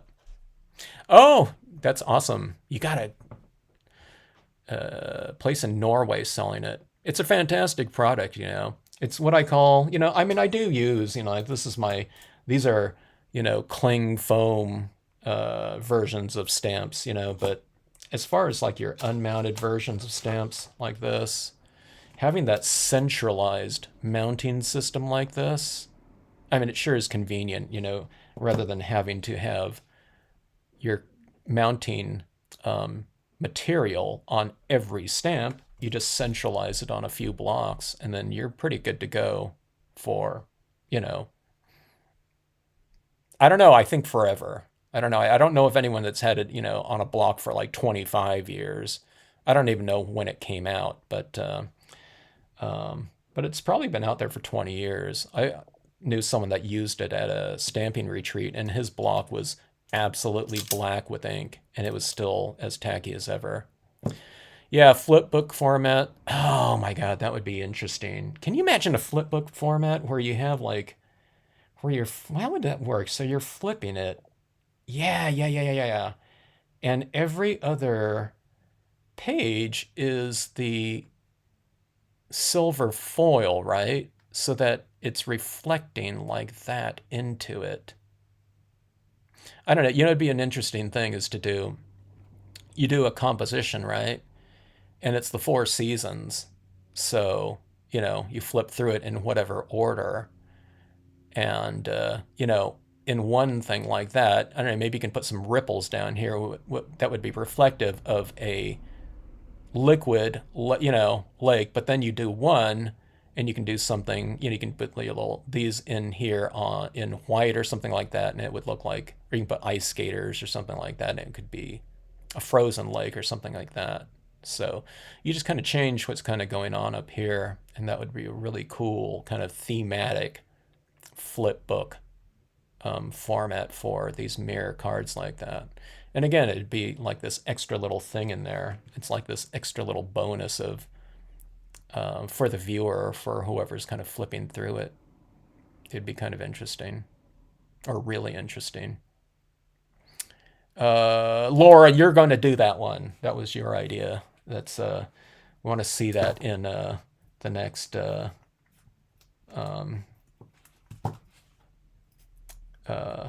exchange. The scenic stamping exchange. Oh my gosh, you got a really great deal on it, Candy. $8.99 is a really good price. $8.50, $8.99. Anything below $9 is really fantastic for tack and peel. I haven't seen that price for really quite a long time. But I think what happens is when tack and peel, when like there's one seller for it, I don't know what it is on Amazon. It's like they program it to like jack up the price by like 30% or something like that. So I've seen it as high as like, I don't know, maybe $18 or something like that. For the material, I mean, it's still a great price, but in terms of usage goes, but that's not the standard manufacturer's retail price. Yeah. Yeah, Barrett, the tack and peel, you set that up on a few stamps and it's good to go. Or does everyone know about did anyone use a stamp positioner in here, like a Misty or anything like that? The Misty types of stamp positioners, if you use those clear stamps from like a Purple Onion, and it happens to be the Speedball, I think, the Speedball clear stamp, or whatever you call those gel plates or whatever. You can mount one of those types of things onto a Misty. And I think the one video that I showed, they take out that cushion part so that one of those clear stamps or whatever they call it, you just kind of position that into the Misty or whatever, and you can use your positioner with that type of gel plate or whatever on the what do you call it?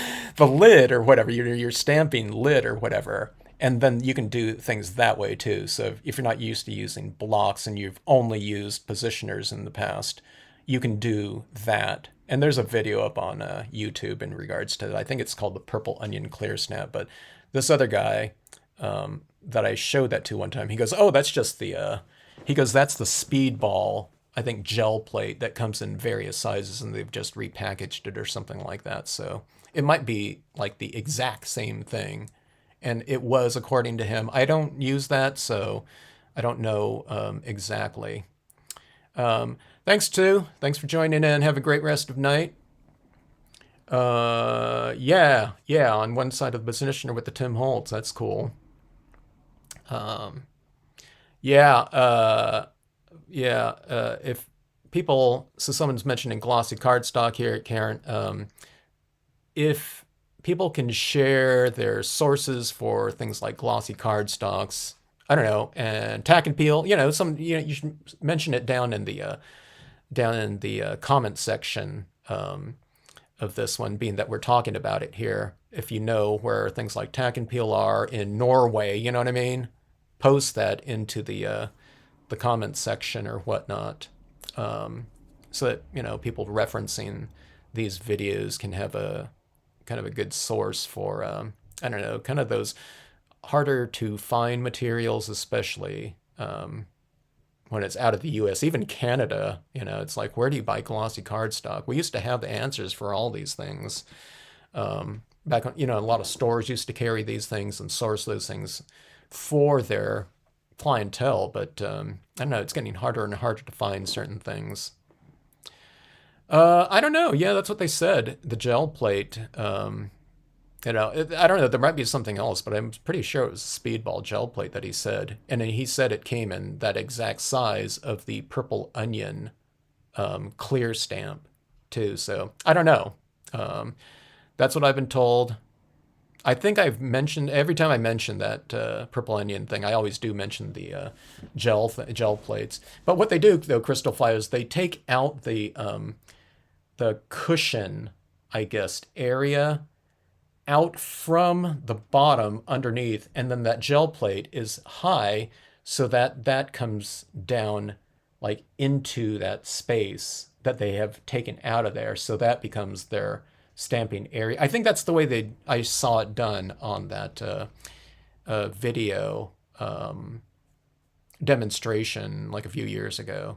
And she does take something out of that, the Misty in particular. I don't know how it works with the like the Tim Holtz one, or you know, the other brands or whatnot. Yeah. But Karen, yeah. I don't know if Jet Ski carries it on the De Stampelwinkel website in the Netherlands, you know. But if you can find any of that type of paper, you know, anywhere in a neighboring country, you might be pretty good. Ranger used to sell packs of like 10 sheets of glossy. Okay, and I know that type of thing was out there, but I have a feeling, I don't know what paper that was. I have a feeling that it could have been chrome coat. That's my guess, because that's pretty much was the industry standard. Hello, welcome back, Debbie. My quick little video ended up being, we're discussing like materials and whatnot, and tack and peel, and all that type of fun stamping material things. So we talked about color box, stylus tools. We're trying to find a good source for glossy cardstock. I used to have sources in different countries, and who knows if even those paper brands are still around. But I know in the UK, Astrolux, I think, was the name of a glossy cardstock that my distributor there used to sell, but then, I don't know, the link for that website that used to sell it is a dead link, so that company that used to have it on there, not around anymore, you know. And I don't know, I haven't looked. I'm pretty sure it was Astrolux. Astralux, I think it was. So I don't know.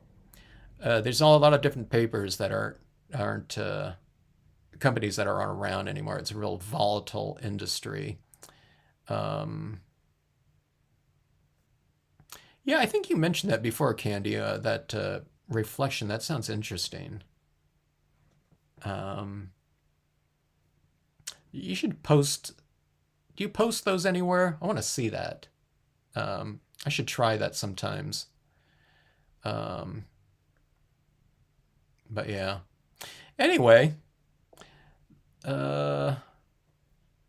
check around. Let us know where those all these materials can be found. We really need to start like a, I don't know, some sort of a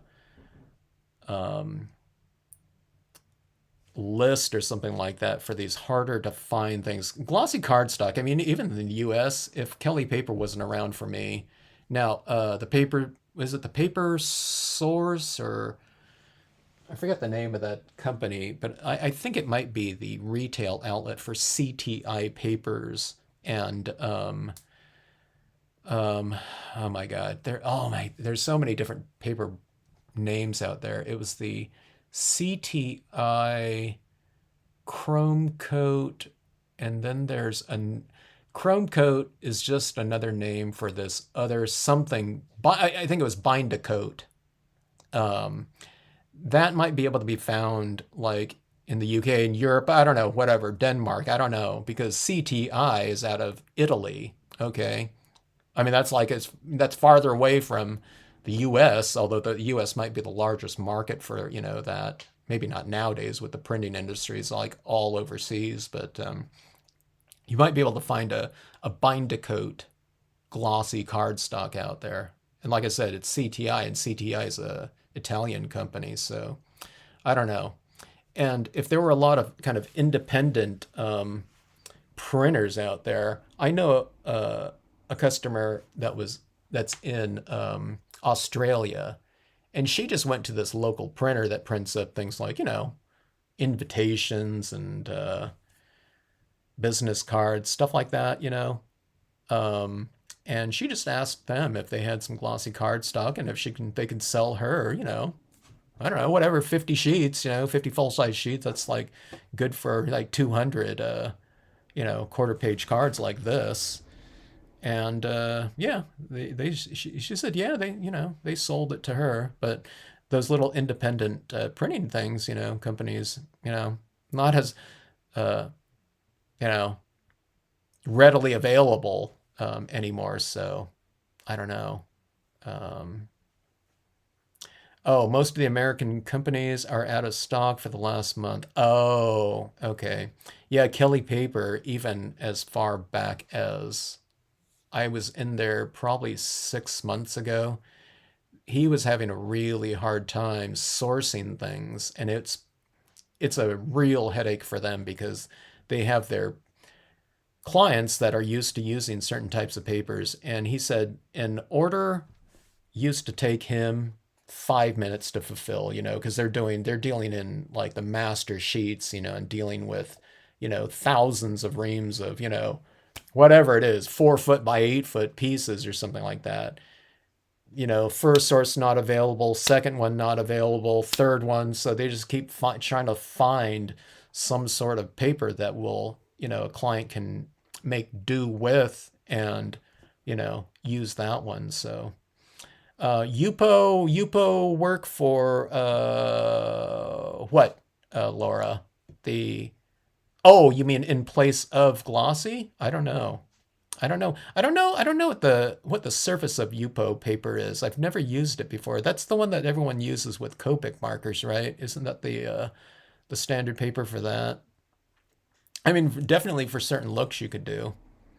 But okay, so here's the things though. Say glossy cardstocks and whatnot. Okay, they might not be as readily available, but there's also the semi-glosses that would work.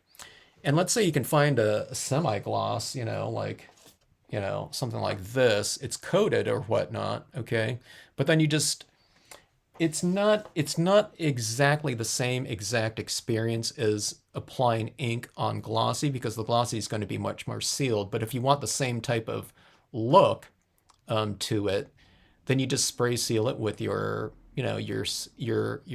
glossy spray sealants, and you'd have to give it a couple coats though to bring it up to glossy, but you can give it that same sort of saturation and look though. Oh, okay, plastic. Thanks, Crystal Fire. Yeah, I haven't used those before.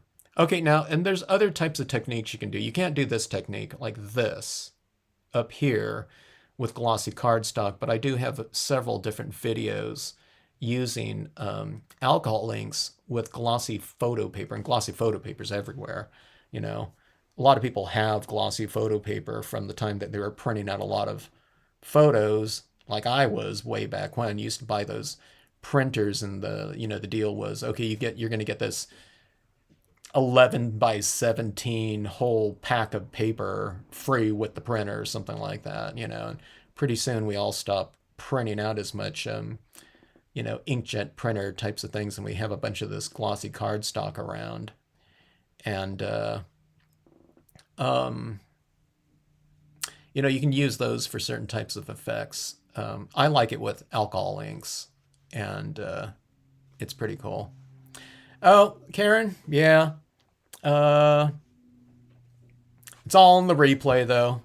But thanks for logging in and checking this out. We're just kind of discussing media now. But I don't know. Everyone overseas, can you find different things like mirrored cardstock, like just silver paper somewhere, like a real kind of chromed out mirrored paper? I don't know. I don't know if that's easy to find either. There's tons of different sellers. All this stuff is like coming from China anyway, like the mirrored stuff these days. The paper mill stuff, like the cardstocks, I still think they're made wherever. Someone thought that it was probably made in Kelly. He didn't even know where it was being made, but he kind of threw out Canada as maybe a manufacturing source for CTI, the Italian company, possibly, but he didn't know. I was kind of surprised he didn't, but yeah, I don't know. Okay, so paper is not plastic, but Yupo has that kind of that coated. Is it clay coated then? Um, I don't know. Yeah, I don't know. I'll have to test out some of that Yupo. Is Yupo easy to find too now, or is it harder to find? Blend inks on photo. Yeah, I don't blend inks on photo paper. I blend in. I don't blend dyes because dyes stain. I use a surface-oriented media for my photo papers, which are the alcohol inks. Okay, so the alcohol inks are designed kind of to be a little bit more surface-oriented anyway. They will absorb into cardstocks and whatnot, but I love getting that kind of that alcohol blending type of thing going on the surface of photo paper, where on cardstock it's just going to absorb in too quickly. Even on the glossy, you can kind of move it around a little bit, but the photo paper is perfect for that. And to me, it's all looking super harsh, but I just go back in with the white pigment ink, like this and that. Blends it all together. So it gets a little bit harsh with all that alcohol ink blending and that alcohol ink kind of looking, kind of blends, and that little buildup that you get on the perimeter of like a bunch of alcohol inks kind of built up. So I just soften that all up again with that, that pigment inky type of softening of my forms with pigment ink. So the white pigment ink just brings it all together for me. But I really like the look. I should do that. I should do some photo. I haven't done that a lot, but I tend to like it for things like autumn foliage, with a lot of colors, oranges, reds, pinks, and everything like that, because I can really adjust it. You go in with your blender pen, and on photo paper, you can practically erase, the things that you've applied on top of that paper, because the ink isn't penetrating and staining the pulp of the photo printer emulsion coated surface. So I even have this right here, my alcohol. This is just rubbing alcohol in this bottle right here, but I just put it onto a Q-tip. I dip in here with a little Q-tip, and I just blend out my photo paper alcohol ink colored scenes, So, I can it can act like an eraser, or it can blend things out a little bit more. It's just, I'm not, super practiced at that type of application, but I don't know, it seemed to work pretty well. And I did some things like that when I was in college, when I had this other set of pens called the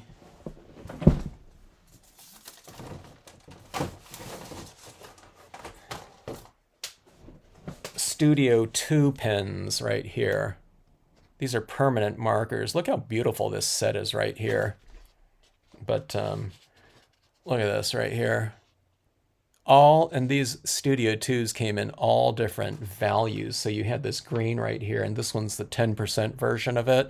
So you can order a set of whatever colors you want in whatever percentage you wanted. So things that I used were the really light ones, but I used to use these pens right here. And again, they were alcohol ones. This is like in the 80s.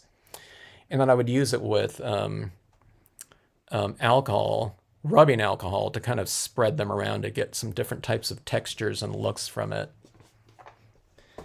But Studio 2, you know, they were around for a long time. Well, I wouldn't say a really long time, maybe a short time, relatively speaking, but those are really good to use like that. So, I don't know, you use different types of media surface combinations for in a manner in which it's the most conducive for that combination. So, you know, I wouldn't try to do, I have tried to do the dye-based inks on photo paper, but it was just, you know, it's just not designed for that. So it's just really kind of a clunkier thing. You can use different types of, you know, like makeup brushes or something like that might work better, or paint or like stipple brushes on photo paper where you're not going for that super saturated look. And that would work just fine, you know, and then the photo papers take your dye-based ink impressions, you know, really easily. So those work great for that. Let's see, streaking leaves an outline texture too around the edges of the glossy. An outline texture around the edges. Oh, are you talking about the outline texture around images, Crystal Fire? Candy, what did you find at Hobby Lobby?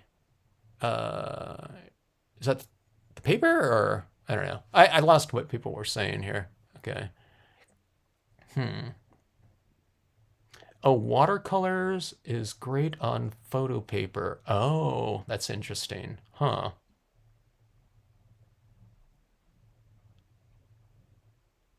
Pro markers.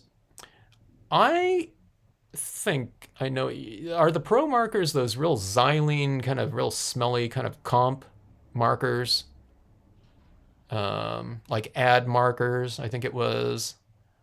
They kind of follow along with the Pantene color schemes, you know, for like designers and stuff. I haven't used those types of things in a long time.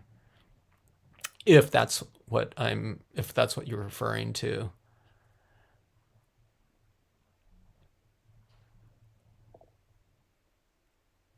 Huh. Posh alcohol ink. Huh. I didn't know Posh had an alcohol ink. Did she? Huh.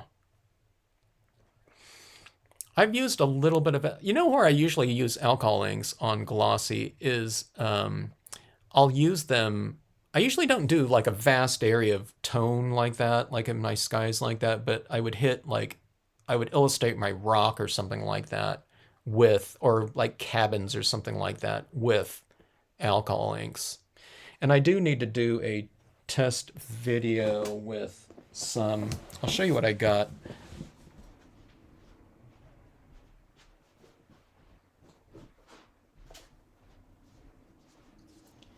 I need to play around with just regular dye-based inks again sometime in pen form, but I have yet to do this video on these, just, you know, just dye-based markers and whatnot. But look at that range of colors in there and values like that. I mean, that is a lot of different green values in there. So I need to do something with these and play around with it. It's been a long time since I've just used, you know, regular dye-based double-sided markers, you know. So something like these, I don't know. It seems like it would be good for some pretty good variation. But yeah. But like I said, I'm finding new things. I didn't know Dee had a Posh Impressions alcohol ink. God, I miss seeing Dee around and talking with her and Warren. Yeah. Ink Tints. I haven't used ink tints before. I just found out about ink tints when I did a video recently on a couple of the different things that were in my collection that I haven't used before. and I want to get around to it. And some people brought out that Inktense and how they've used it and kind of different techniques on how to use it, which were really good. I need to go back in and look at those videos in the comments section down below to kind of refresh my memory in terms of on techniques and different techniques to use those.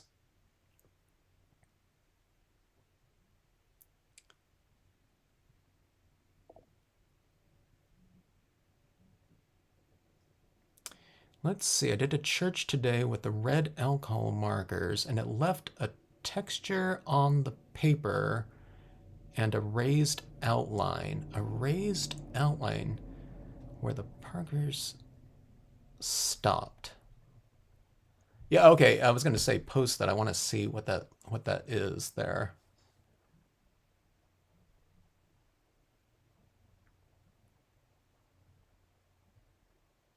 So you can go directly onto the stamp, Karen, and then stamp it out, you mean? Directly onto the stamp as opposed to the impression, right?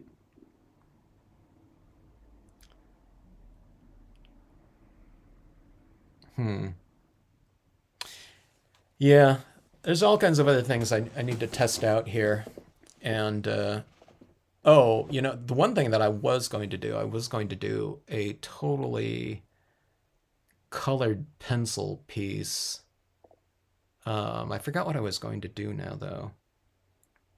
It might have been for the Red Barn before I did it as a cutout. But the Red Barn would piece on the previous, if you people haven't seen that, with my previous two videos, I did this Red Barn composition.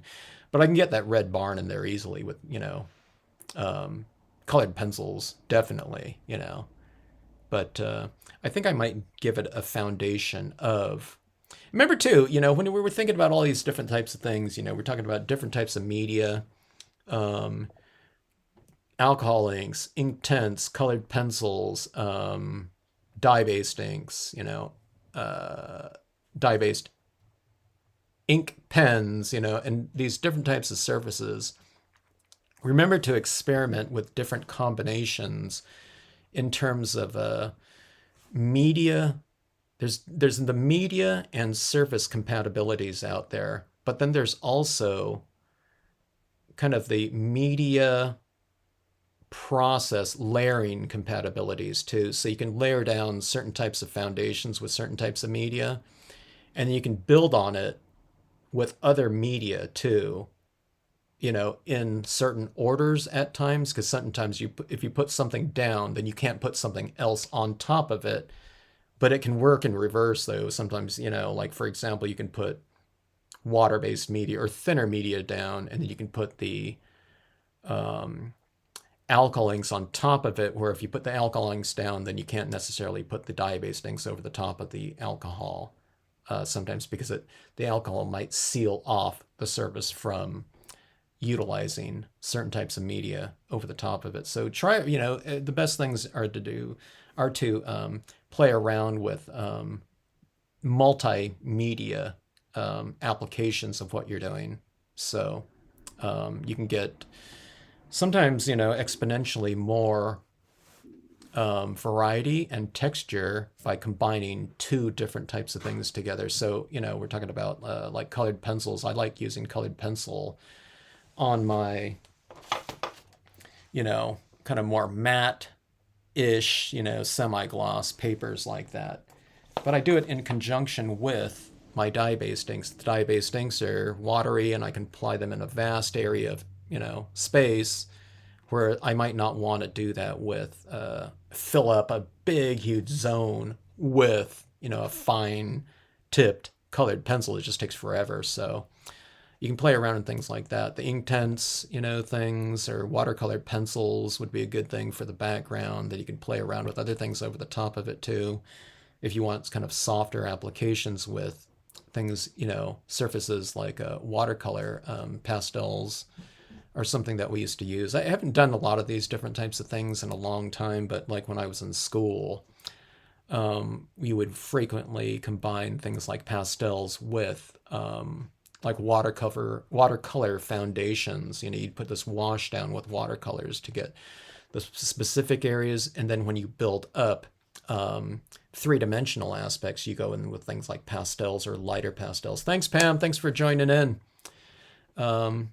Yeah, but yeah, all kinds of different things to try out like that. And my gosh, I haven't even gotten into certain types of textures and whatnot from applying things like metallics onto something like this with textural kind of sponging applications or whatnot. So, yeah. Never ending, isn't it? But that's a good thing, though, I guess, you know. There's always new things to try out and experiment with. So, that being said, I am going to log out here. It's getting closer to dinner time. We've been eating really late because my son had today off, of course. So 3-day weekend. So I don't know. We've been eating like at 10, but he's got school tomorrow, so better make it an earlier night. For all of you that are logging in all around, you know, different areas of the world and whatnot, you know, you're 9 hours difference from us or whatever. Thanks for logging in there. Yeah, Barrett's saying it's 2 a.m. there, you know. Have a midnight snack there, you know. Free to feel healthy. Thanks for joining in. Thanks for checking out the vid, live stream. Enjoyed chatting with everyone. Enjoyed this card here. I learned a couple new things on this card, you know, going back to the live stream format here, but kind of the placement of the text up top here, you know, because I don't have it kind of reversed out and upside down here or whatever.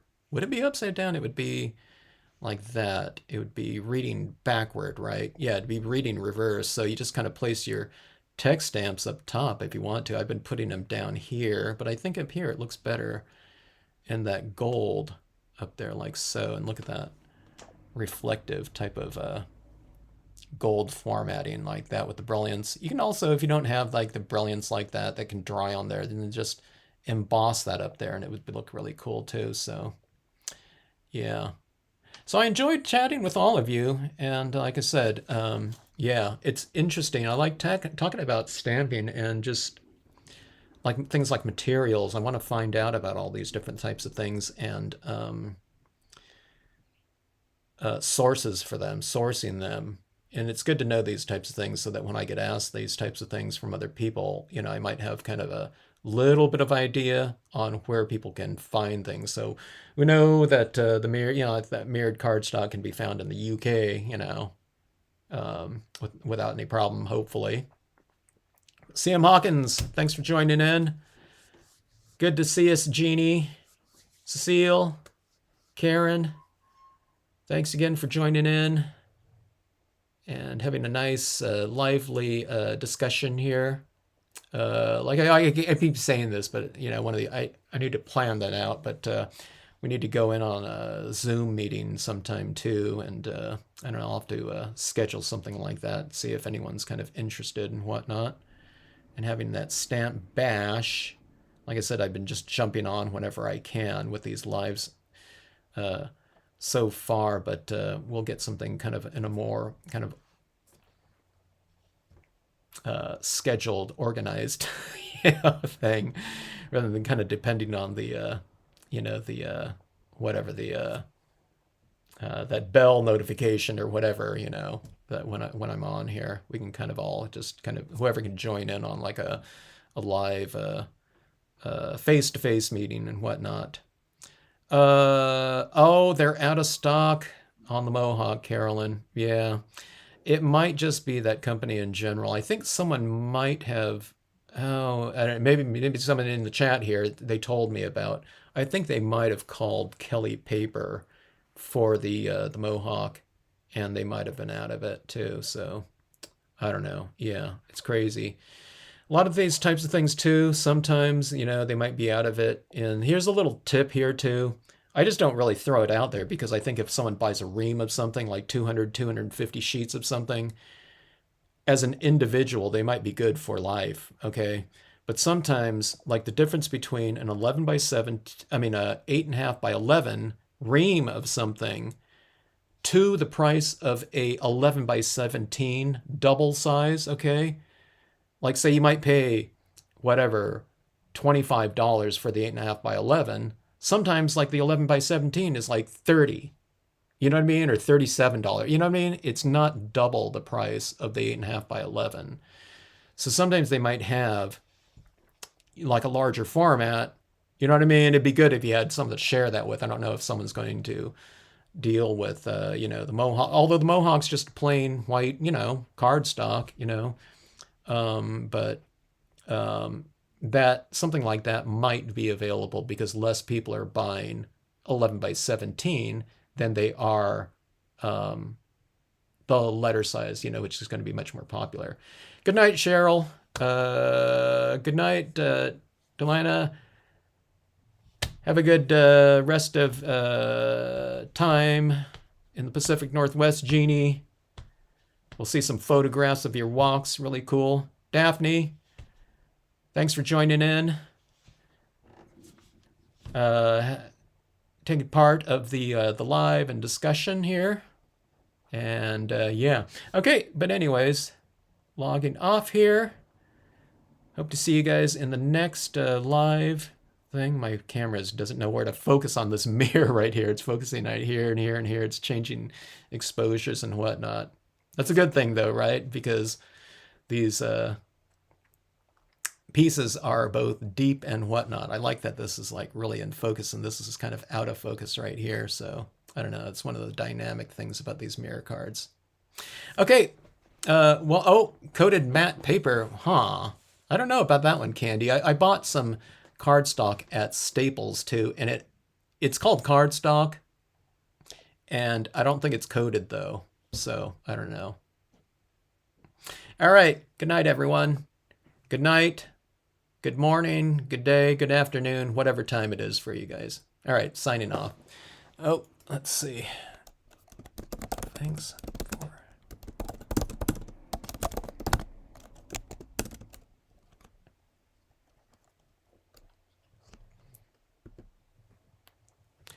Can you put a shout out when you go live? Oh, just go on to Facebook and say, I'm going live now or something like that on YouTube. Yeah, I can do that. I think I did that for the first one, but one of the things that on YouTube, if you are logged into YouTube, just subscribe and hit the notification bell and then allow. Some people don't have notifications allowed for certain websites like YouTube in their system preferences. So just make sure that you allow notifications coming from YouTube, you know, in that section. So it's usually under, I don't know, in Macs, it's under notifications in the system preferences, if you're not getting it though.